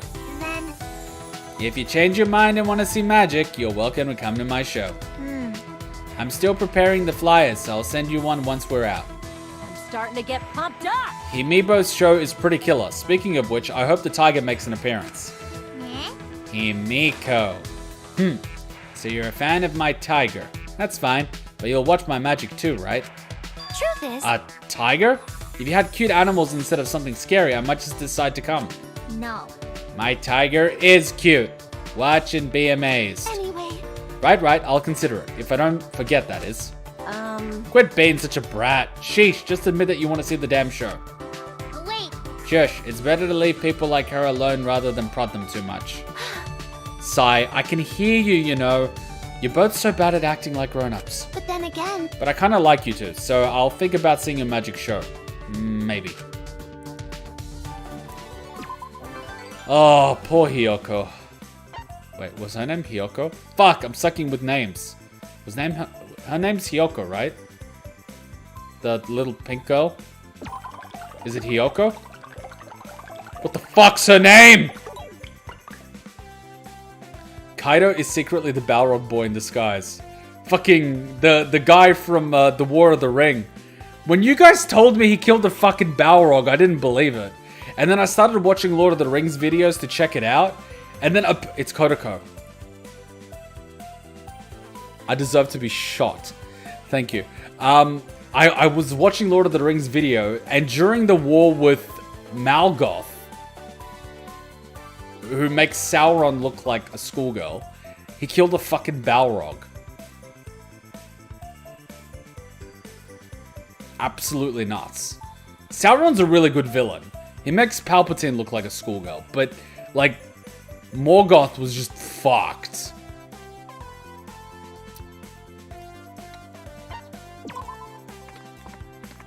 I kind of wish they made a movie about that. And not, like, a TV series that no one's gonna watch. What a shame. Ah, man, there ain't nothing like busting open a watermelon after some intense sparring. The soba omelet is to die for, too. Maybe I'll get the grilled squid while I'm at it. Stop making me so hungry! Oh my god, I'm so hungry right now! Stop it! Jesus Christ! Sea swimming works up hunger faster than any pool. If only they had donuts here. Oh, if only. You. Why don't you bug Teru about it? He'll make damn near anything you request, yeah? Yeah. Thigh watermelon smash and when? Look, thighs make great pillows. That's all I'm saying. Good point, it was worth a shot. But wait, grilled squid and donuts is a whole lot of calories. But Then again, we're virtual avatars right now. Does eating food even do anything? like, Quit your grumbling and just eat whatever. There's no shortage of food here, so go buck wild. yeah. True, it's not like the calories would be catastrophic anyway. I can always work it off. And then you'll get hungry again and can eat more. Talk about a delicious cycle. And a good opportunity to sample everything on the menu. And what a menu. And not just grilled meat and shaved ice. The ramen variety is downright cruel. A few things are better in life than tonkatsu ramen. Then again, the rich miso goodness is great too. I'm telling ya, I'll just eat whatever, work it off, work up a hunger and try another flavor. This is the best thing about Japan. While living in Australia where eating out is expensive, I eat at home as much as I possibly can and be a good boy.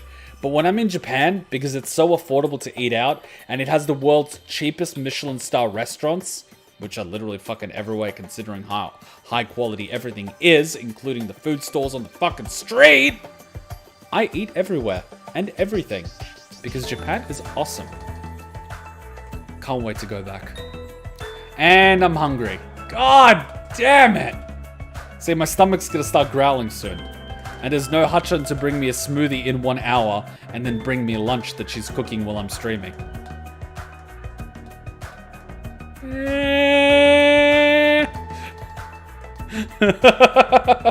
Ever since she went to Japan, I just started catching up with friends every weekend.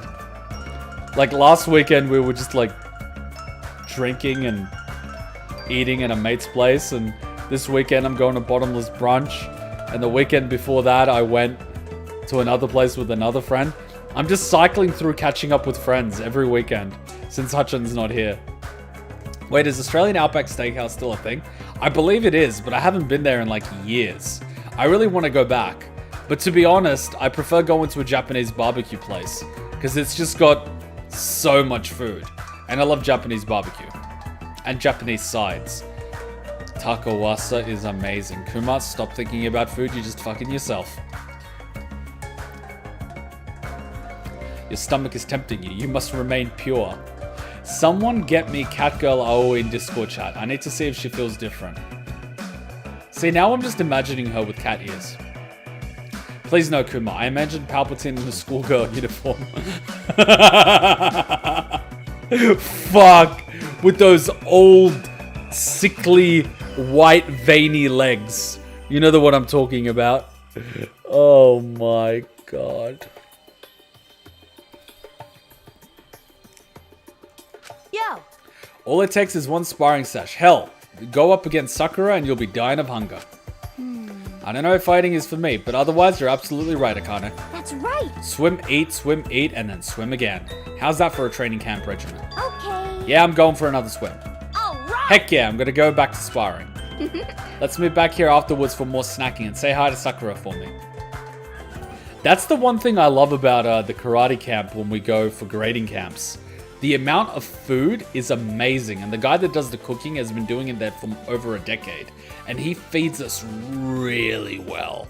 So you basically, like, I don't normally like breakfast, but I eat breakfast there because it's good. And then the lunch is freaking amazing. The dinner is even better. It's just freaking amazing. And because you're training 3 times a day for like 2 hours each time, you're doing 6 hours of training. And then you're doing kata training in between and getting ready for your grading. You're burning so many calories. I usually lose between like 3 to 4 kilos every time I go to a training camp. It's nuts. Like, you get worked to the bone. Especially if you go through the grading. But it's really good. I enjoy it. The grading is like fucking 4 hours. I like it because of the sparring. Like, I don't even want to do the grading. Just let me do the sparring. I just want to fight all the fucking black belts from around the country.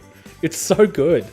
They were doing like one of the gradings, and I wasn't even doing the grading, and I'm like, can I do the sparring? And everyone's like, no, only black belts can do the sparring. And I'm just like, let him. And then the black belts are like, I don't want to hurt a green belt. I'm like, you'll be fine. And then some of these other guys are like, oh, I can be a bit rough with him. And I'm like, you sure you want to try that? I just love it. And then you just go eat afterwards. It's so good. Oh my god. After every competition, I just gorge myself in food.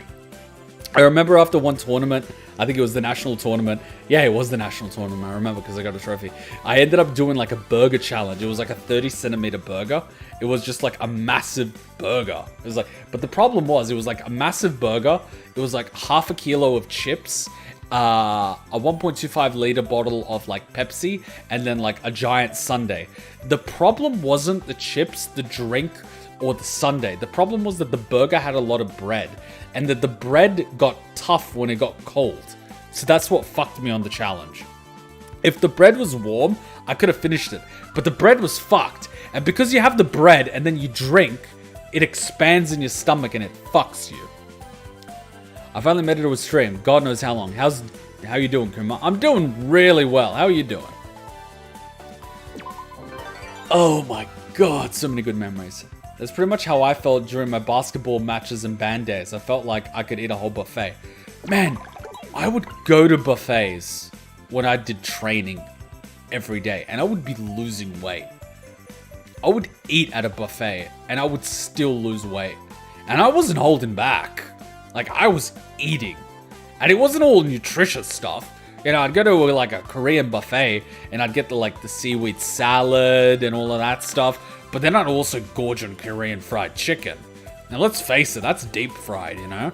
And then like kimchi pancakes. Oh my god. Kuma, stop. You're making yourself more hungry. Fuck's sake. Stop. It's time to stop. God, I miss the Korean barbecue place. Oh my god. I'm gonna get like a plate that they use for Korean barbecue. And then I can throw Korean barbecue at the dinner table here. I could just buy the thinly sliced cuts of meat, and I can just have Korean barbecue here with Hachan. Because Hachan actually knows how to make the kimchi pancakes now. And like, if I really want to add, you know, the theme, I can just get some soju. Hachan doesn't like soju because of the flavor, but what I can do is I can get like the sweet soju, and then I can get like the, you know, like the non-flavored one, and then we can have drinking and eat Korean barbecue at home, and then the bed's right there. And my stomach just started growling. I fucked up. I made a mistake. I fucked up. I fucked up. I started talking about food. Now my stomach's growling. I fucked up. I fucked up, man. I fucked up. If you're ever in Toronto, Ontario, go to On the Bun. It's the best burger place. If I'm ever going to Canada, like, before I go anywhere, I let everyone know. So if you guys know a place that I need to visit whenever I go anywhere, please do share, because I love food. I love food so much. It's like one of my favorite things in the world. If someone said you can't eat, I would want death. Food is one of my favorite things in the world. If I'm not allowed to eat, what's the point of living? I just ate and now I'm hungry again. You have to trick your mind into thinking you're not hungry. Tricky, but doable. Alright, stomach, listen to me. You're not hungry. You're a fat bastard. I think it worked.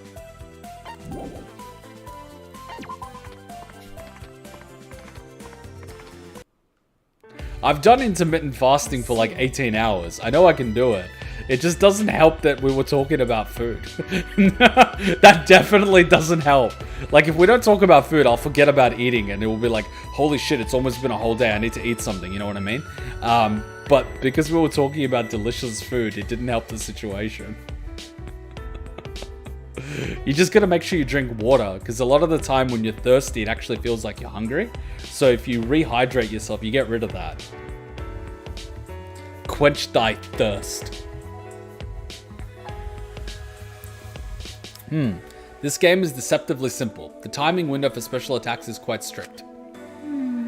You're doing great for your first time. I wonder if martial arts helps you with predicting attacks. I'm done. Fighting without using my fists just doesn't feel right. Is that so? Really? But you have amazing reflexes too. I'm sure you'll only get better and better. Perhaps. Well, no sense doing something you don't like, but just watching can be fun too. Alright then. I'll spectate until I get tired. I still want to study Pekko's fighting style. Then, Being watched by Akane, all the more reason not to slouch. well, Let's replace Akane's character with a CPU. Alright then, let's do another. I see. Oh, I guess I dozed off. You guys still at it? You'll miss out on breakfast if you don't get to sleep soon. Oh no, how is it already this late? Huh? Whoops. We got a little bit too into it. Pekko kept getting better, so I couldn't help it. Honestly. Myself as well, especially when I was closing in on your win count. I must be slipping to become so engrossed in the combat I forgot about my duties.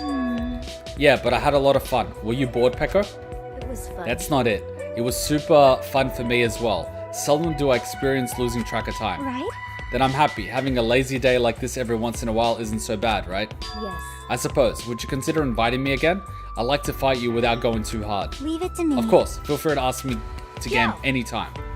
Alright, if you're done talking, get to sleep. You'll never get buff if you stay up too Now late. then. I'm gonna crash. Ah, screw it. My room is too far away. I'm gonna borrow your couch. What? Akane, how does one fall asleep so quickly? That is cheeky. Cheeky fucking falls asleep so quickly. I'm so jealous. I struggle to fall asleep. But once I'm asleep, I'm like a bear. Like, I'm literally a bear. I produce so much heat. I'm a bear. Even Hachan says that sometimes she thinks that she has a literal bear next to her. Because it's so warm. I generate so much fucking heat. The bed just turns into a heater. It could be winter. It could be snowing outside. Once I go to sleep, my body just starts generating so much heat. I mean, I don't know why she's complaining, but like... It's like having your own private heater. My body's just weird, man.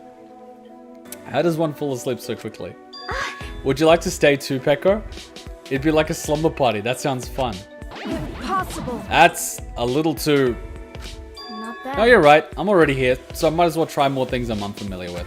I'm glad. Sounds great. Maybe stuff like this will help toward my assignment as well.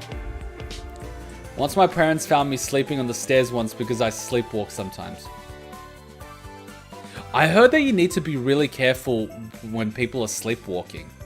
Like, you don't wake them up, but you sort of tell them to go back to bed, and they typically do it. I'm kind of like spaced out by people sleepwalking. Like, their eyes are closed, but they're walking around. And so using their memory, they know where they are in the positioning. But they're asleep. But their brain is walking them around. It's nuts. Like, when you really think about it. Like, it's quite nuts. I think this is the first stream I've watched all the way through. Oh man, they can get really wild sometimes. Like, you never know what you're gonna get with streams. And you never know what you're gonna get in the chat either. You could have like one of the most random conversations ever. Or you can have like a deep philosophical discussion about something. It's just nuts. That's the best thing about it. And of course you've got the game itself, but you've also got the supplementary conversations that tie into it.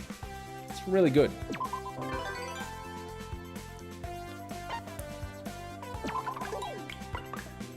Six. Sakura-chan. Ah, Sakura-chan is just like an angel. Sakura-chan is an angel. This game really makes you view people differently. We pass so much judgment based on people's appearances. We are flawed as a species. You guys eat? Yes? All right. If I don't eat, I will die! I sleep talk really loudly.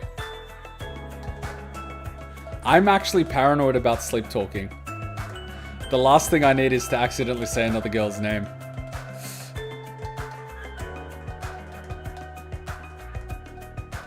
Oh god. Anyways. Alright, time for a swim. Just hold on. Stop right there, Akane. You must stretch before entering the water. Huh? Man, you're so annoying. Do you always have to be so nitpicky? That's wrong. Doing warm-ups is most certainly not being nitpicky. It's common sense. That's enough. I mean, if it weren't for Nekomaru, you'd never be able to manage yourself. What's wrong with that? Managing me is the old dude's job, ain't it? Just hold on. Just because you have a manager doesn't mean you can neglect taking care of yourself. And it's not like you're the only one Nekomaru is managing, right? Hear me? You'll only end up causing extra trouble for Nekomaru at this rate. So annoying. Ah, shut up. I get it already. Will you get off my back if I do some damn stretches? Jeez. Yes, as long as you understand. Allow me to perform warm-ups beside you. 1, 2, 3, and 4. 1, 2, 3, and 4. Hey, what's wrong? You need to do it like this, stretching the muscle more. See? Oh, yeah, like this? Huh? Wrong. All wrong. You'll never loosen up like that. Here, let me help. Wow, that hurts, Akane. Ouch. What? Damn, you're stiff as a board. Here, you are nagging me when you can't even do it yourself. You'll sink like an anchor at this rate. Come on, bossy boy, stretch more.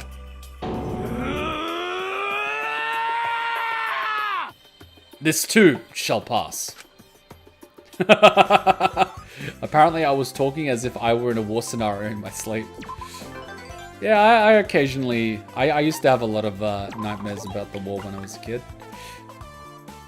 I'm okay now. Now I am the danger.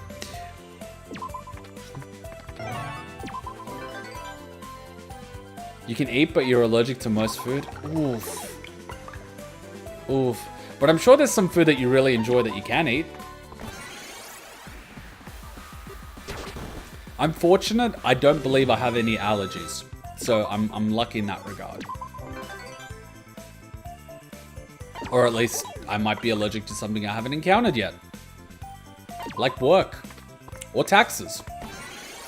Or parental obligations.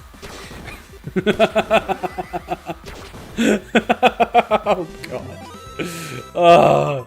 I don't understand why so many people are running to have kids. I'm a big kid myself.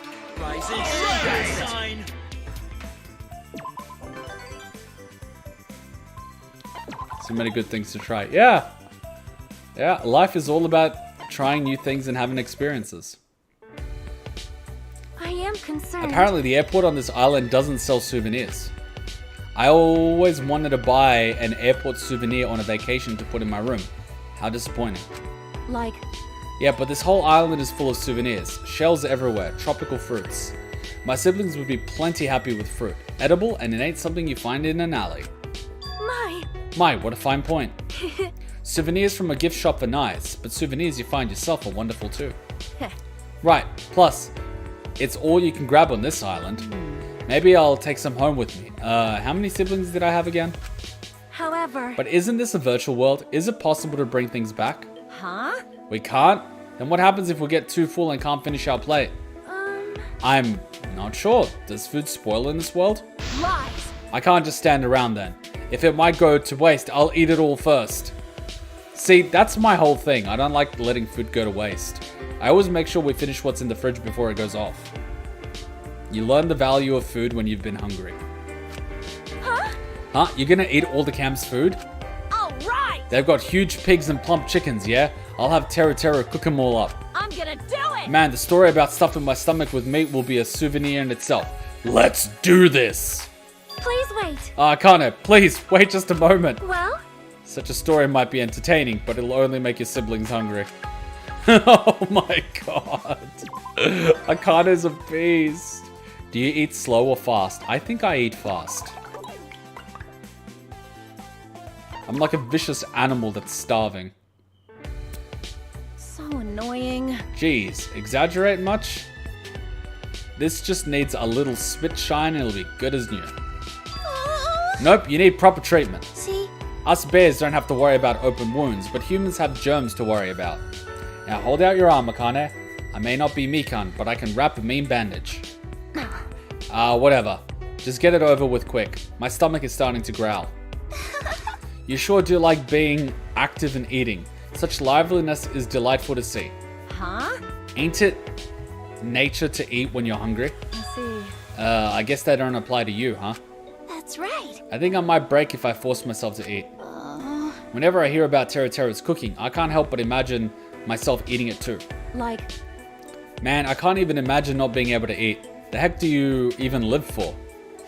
Oh, I have plenty of interests, like watching over everyone and seeing you all laugh and get along. Even among the stuffed toys, you're a weird one. Huh?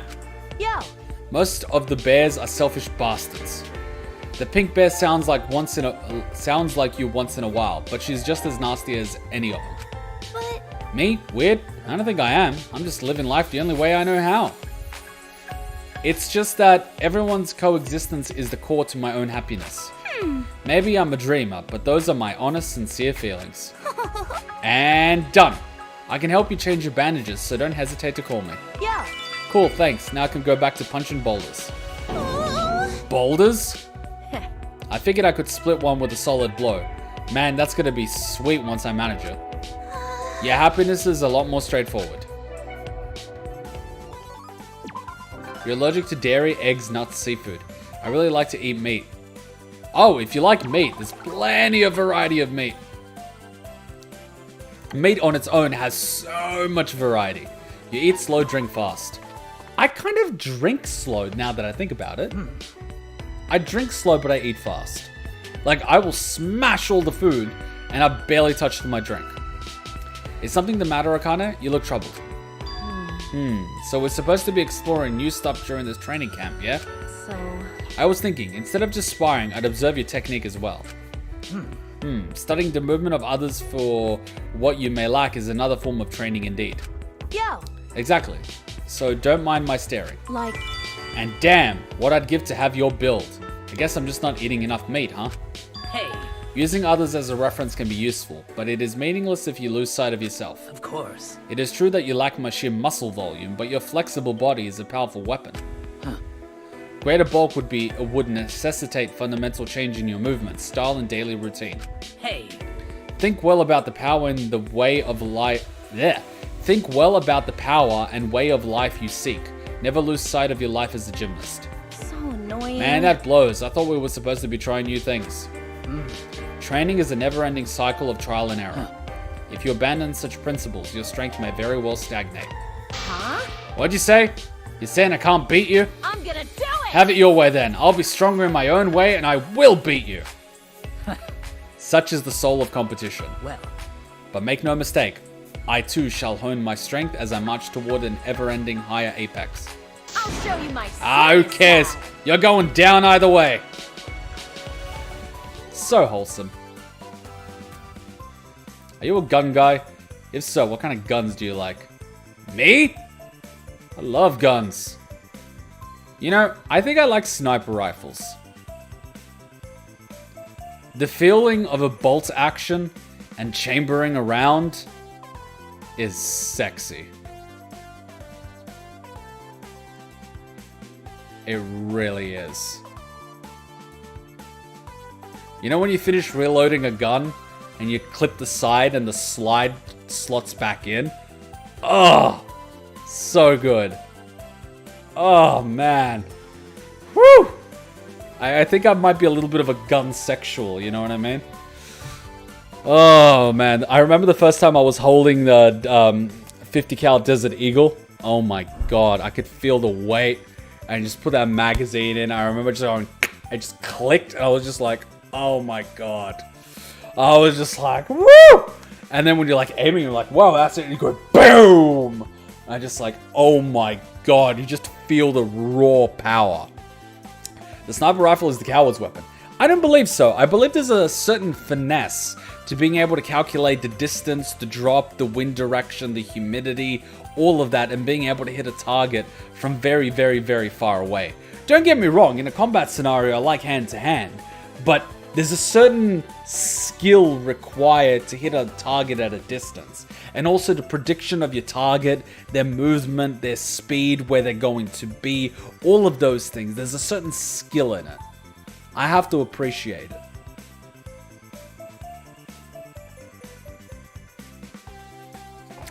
DMRs are really cool. You have to link me one in Discord. Link pics. Link pics. I like me some guns. I think I would fit very well in America. I would fit right in Texas.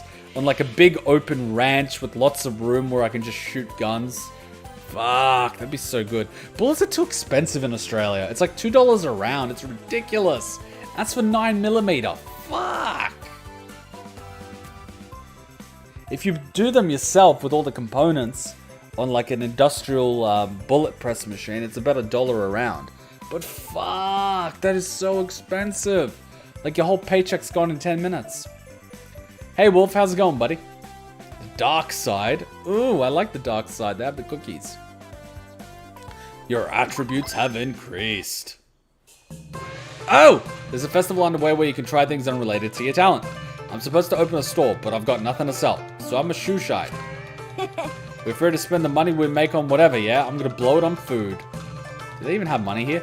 Hey Yasuhiro, come get your shoe shine. Korekiyo, was it? Come up and get a shiny. Taco, let me shine on ya. What? Korekiyo? Let's see this. What? Close, but so very wrong. Don't even associate me with that Cripazoid. How could you get these two mixed up? Jeez! We've been in the same class for 3 years. Is your head that full of hot air? Sorry. Oops, my bad. I had a bad habit of mixing up the names when they sound kind of similar. Yo! It's a crappy apology, but let me give you a discount. Show me them shoes, girly. Understand? Does it look like my shoes need shining? But if you insist, I suppose I could allow you. I cleaned up Hyoko's clogs. You had surgery yesterday? Oh, fuck. Are you alright? I hope you're good.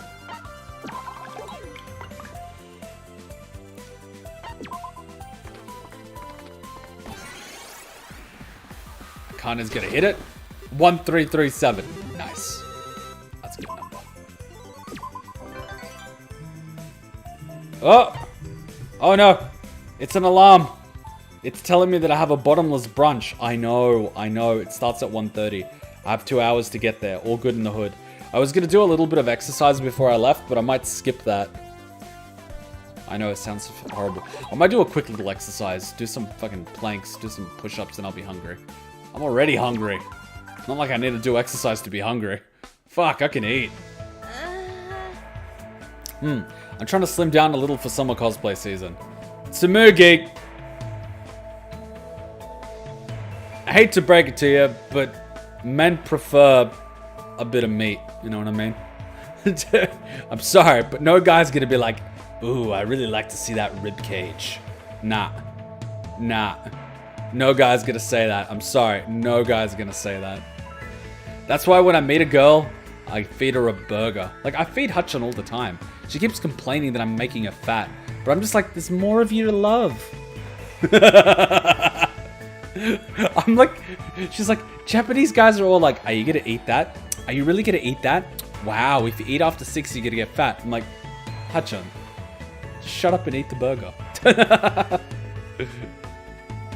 Doesn't Tsumugi realize thick is where it's at now? It's always been where it's at. It's just that magazines keep telling girls that they need to be skinny. It's not true. That whole tall, slender thing is only because it makes it easier to Photoshop them. It has nothing to do with reality. Guys don't find that attractive. But anyway. I'm trying to slim down a little for summer cosplay season. Tsumugi, hey there. Yeah. Oh, yeah, hello. I'm hungry. Man, I'm starving. Gotta change real quick and grab a bite. Oof, I'm surrounded. What's up? What's that? No. I'm sandwiched between two slim jocks. I'm ashamed of my sedentary body type. What?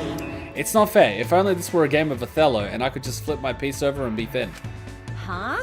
What are you talking about? You're not an Othello piece, you're a person. I love Akane. I fucking love Akane. She is so literal. What you talking about? You're not an Othello piece, you're a person. Fuck.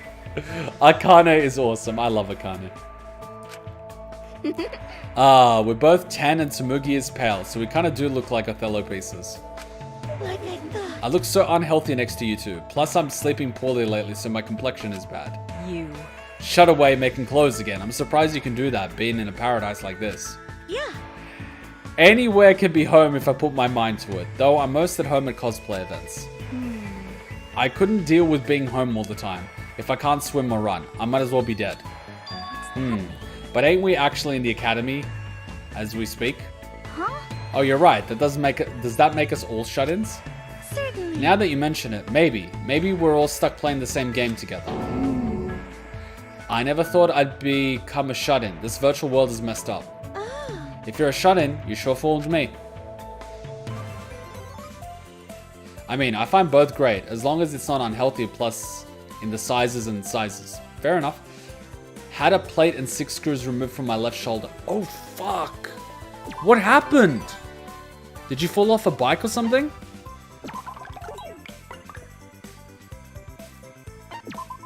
Shit. Oh, we've done all our free time events. Not free time, but like social events. We still have our My Future event.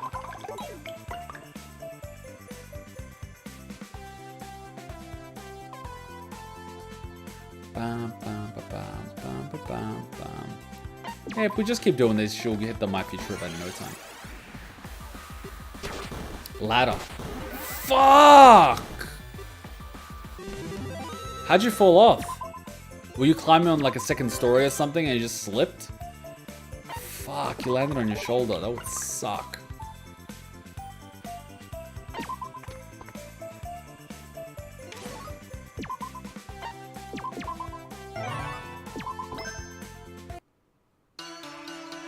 Rise and shine, no sign.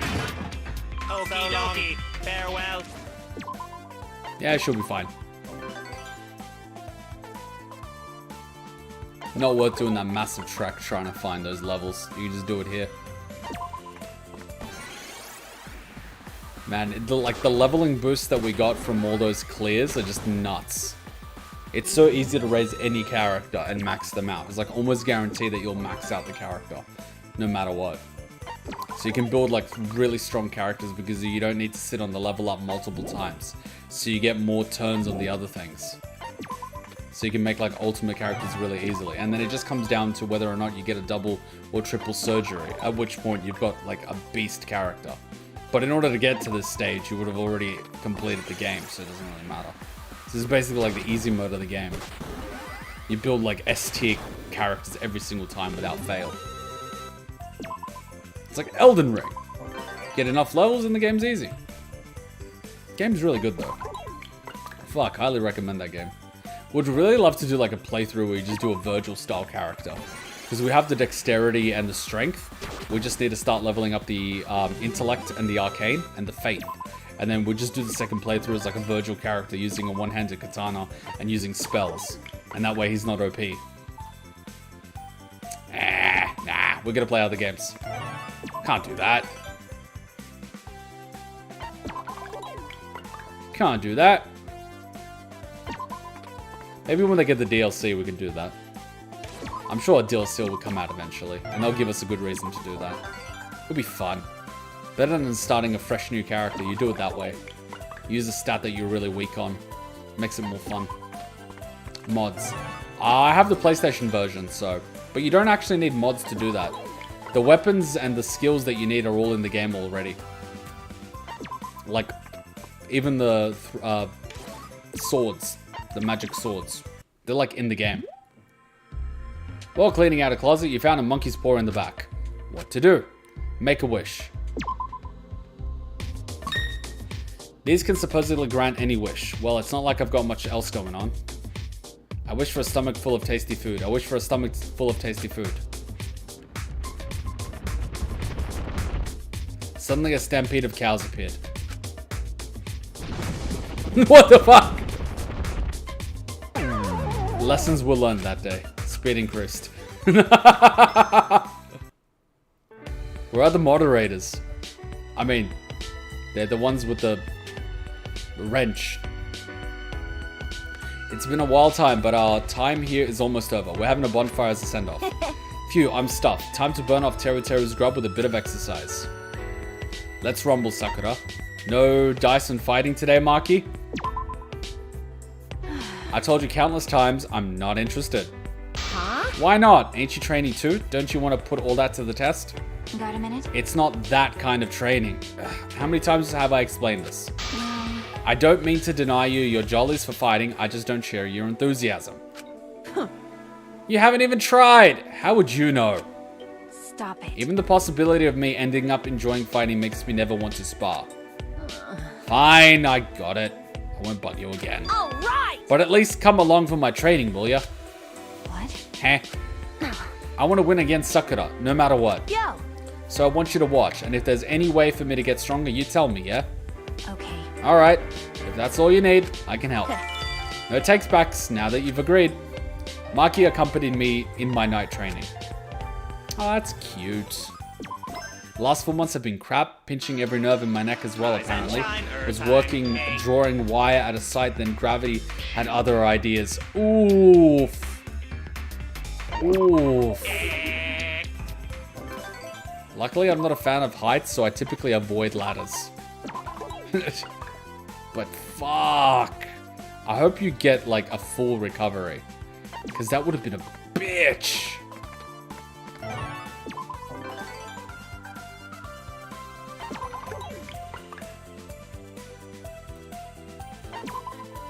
Wow, she's already level 99. See what I mean? Level boosting is nuts in this game. I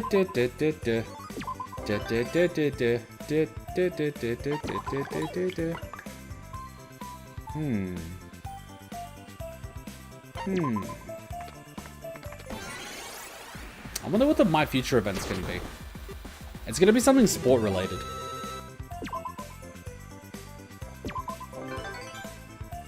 It's definitely gonna be something sport related.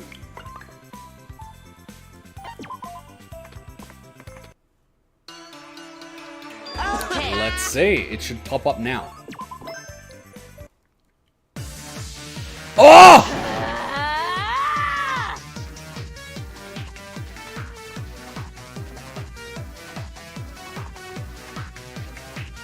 This is a pleasant surprise. Have a taste of my full power! Interesting. Then allow me to. Awesome.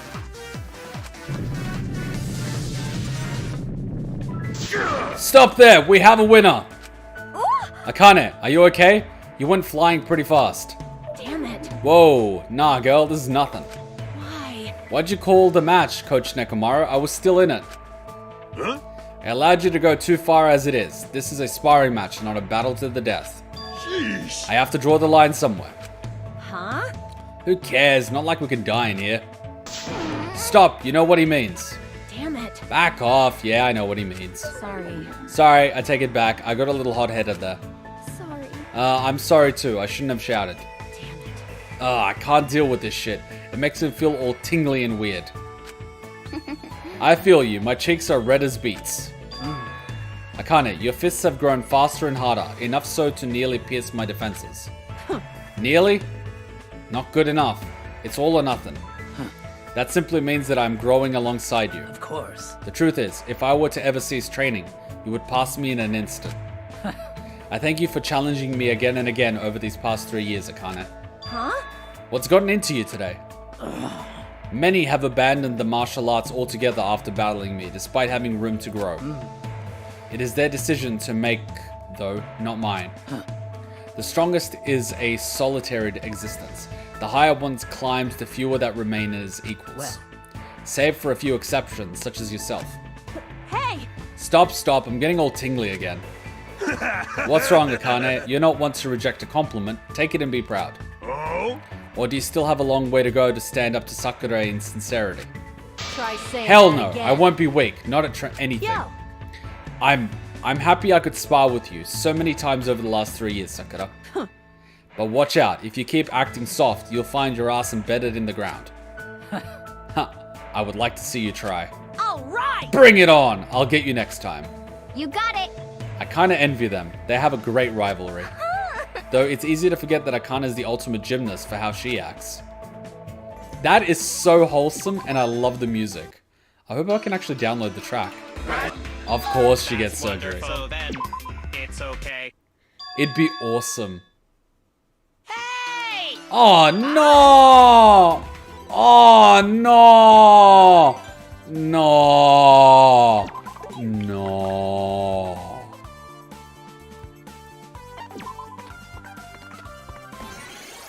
assuming you don't like roller coasters, I get a good thrill from them. I get a thrill going up the roller coaster. I like it. It gives me the fear sensation. I don't really like the thing where you're sitting on the chair and it goes in like a big circle, like a Ferris wheel. Because I remember there was a carnival in Bosnia when I was a kid, and they used to do this thing where they had like a doll, and you would push the kid in front of you like a, what's it called? Like a swing. And if someone actually caught that little thing, they would get a free ride the next time. And it ended up being that one of those detached and the kid ended up falling from really high. I don't know if he died, but after that, I really hated those rides. And I never wanted to go on it. Hutchin made me go on one in Disneyland. I did not have a good time. Before that, I actually quite liked that ride. After that, I was like, get me the fuck off this thing.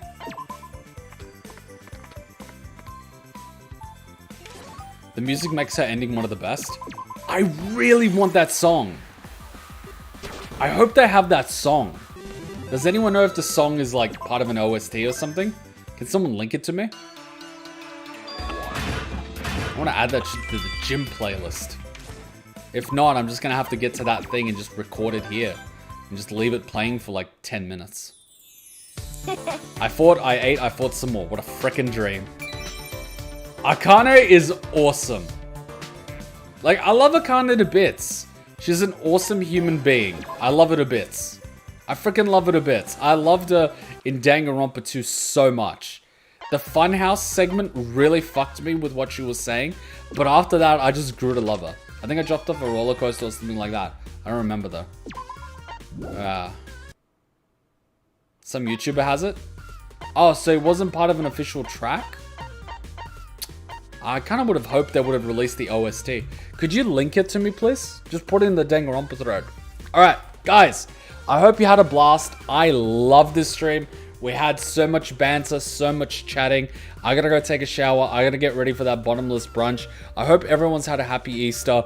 Tomorrow we're playing Danganronpa 2 on Twitch. On Monday we're watching JoJo Part 5. We're going to finish that in about 2 weeks, and then we're going to do a vote on the next 3 anime or TV shows I'll be reacting to, as well as continuing Dragon Ball Super. So lots of fun ahead. Next Friday, we're going to do another random meme stream. We had it yesterday. We watched Bread Boys. We watched Filthy Frank. We watched a bunch of trailers that I missed out on, including The Wolf Among Us Part 2, Azura's Wrath, AI Somnium Files, as well as Fire Emblem Three Houses. So next Friday, we're going to do something similar. I think there's a few abridged episodes we haven't seen. I think there's a few other things that I've missed. So we're just going to have a chill stream on Fridays until Hutchin gets back. Because, you know, normally Friday we watch something with Hutchin. So, you know, we're just going to chill until then. I think it's a good opportunity for us to just sit back, enjoy. I think next Friday I'm actually going to have a drink. Because that was one of the things I was upset that I didn't do. Especially when you're watching shitposts on YouTube. You kind of want to be chilled, so we might, you know, do that. Do you have animes listed to vote on, or can patrons recommend something? The only limitation is that it needs to be under 100 episodes. So any anime or TV show under 100 episodes is allowed to be voted on. It's an open poll, so it can literally be anything. If you go take a look in the voting chambers and you scroll up to the last vote, you'll see that the last list was like 2-3 dozen animes. That's the one where Tanya the Evil won. So it can be literally anything. It can be TV shows, it can be anime, it can be a mini series, it can be a Netflix series, it can be whatever. So basically vote for whatever you really want me to react to. The last few choices have been really good. Have I seen Promised Neverland? No, I have not. The last few choices have been really, really good, and I'm never disappointed with whatever wins. I think it's a great system that we have going, because the curation system means that it needs to be both popular as well as a good anime in order to win against the other selections. And so we always keep getting high quality shows in anime, which works really, really, really, really, really well. And we have a good time. So I'm really looking forward to it. But I do know that having 3 slots being filled is going to make it massive. But I also think it's going to be cool because, you know, it's going to be the biggest vote that we've had. And it's just going to be amazing. So it's going to be really good. So I'm looking forward to it. That's going to kick off in about 2 weeks because we only have about 20 episodes left of JoJo Part 5. So we kick off the vote as soon as we finish JoJo Part 5. It's going to be really good. I need to get my gift card and get a Twitch sub. Yeah, if you have like, if you have Twitch Prime, you get a free sub. So just use that month's free sub on the thing. Or if you want to check out all the uncut anime, they're all sitting on Patreon. Like either or, both work really well. I have a bunch of shows I hope you watched. Well, pick 3 and go for gold. Hopefully one of them wins. All right, guys. Thank you for bearing with me. I had a blast. I will see you all on Discord during the day. I will see you all tomorrow on Twitch. Until next time, Nijikuma out. Bye. Because good, at least the first season of Promised Netherlands is a masterpiece. Let's not speak of season 2. Yeah, I find sometimes shows and animes drop the ball on season 2 and season 3. But, if it's worth watching the first season at the very least, why not? If we get both a Twitch sub and Patreon, do you get 2 votes? No. It's the same role. So Twitch subs and patrons basically get the same role on Discord. It's the same perk. The difference is that on Twitch, you get access to the VODs, whereas on Patreon, you get access to the videos. On Twitch, they obviously disable the ads, or at least I hope that they still do, and Patreon doesn't have ads. So it's kind of the same thing. They combined together. I didn't want to like sell people votes because then you're gonna get someone that might have a big checkbook and then they could just buy the votes every single time, and I didn't want to do that. I wanted to have it as a more of a community thing, but I also wanted to have as a mechanism for thanking the people that helped me buy all the hard drives and the hardware and stuff that keeps the place going. So it's kind of like a dual thing. It's both like a thank you as well as a practical means of curating content. All right, guys, I'll see you later in the day on Discord, and I'll see you tomorrow at the stream. Till then, Nijikuma out. Bye.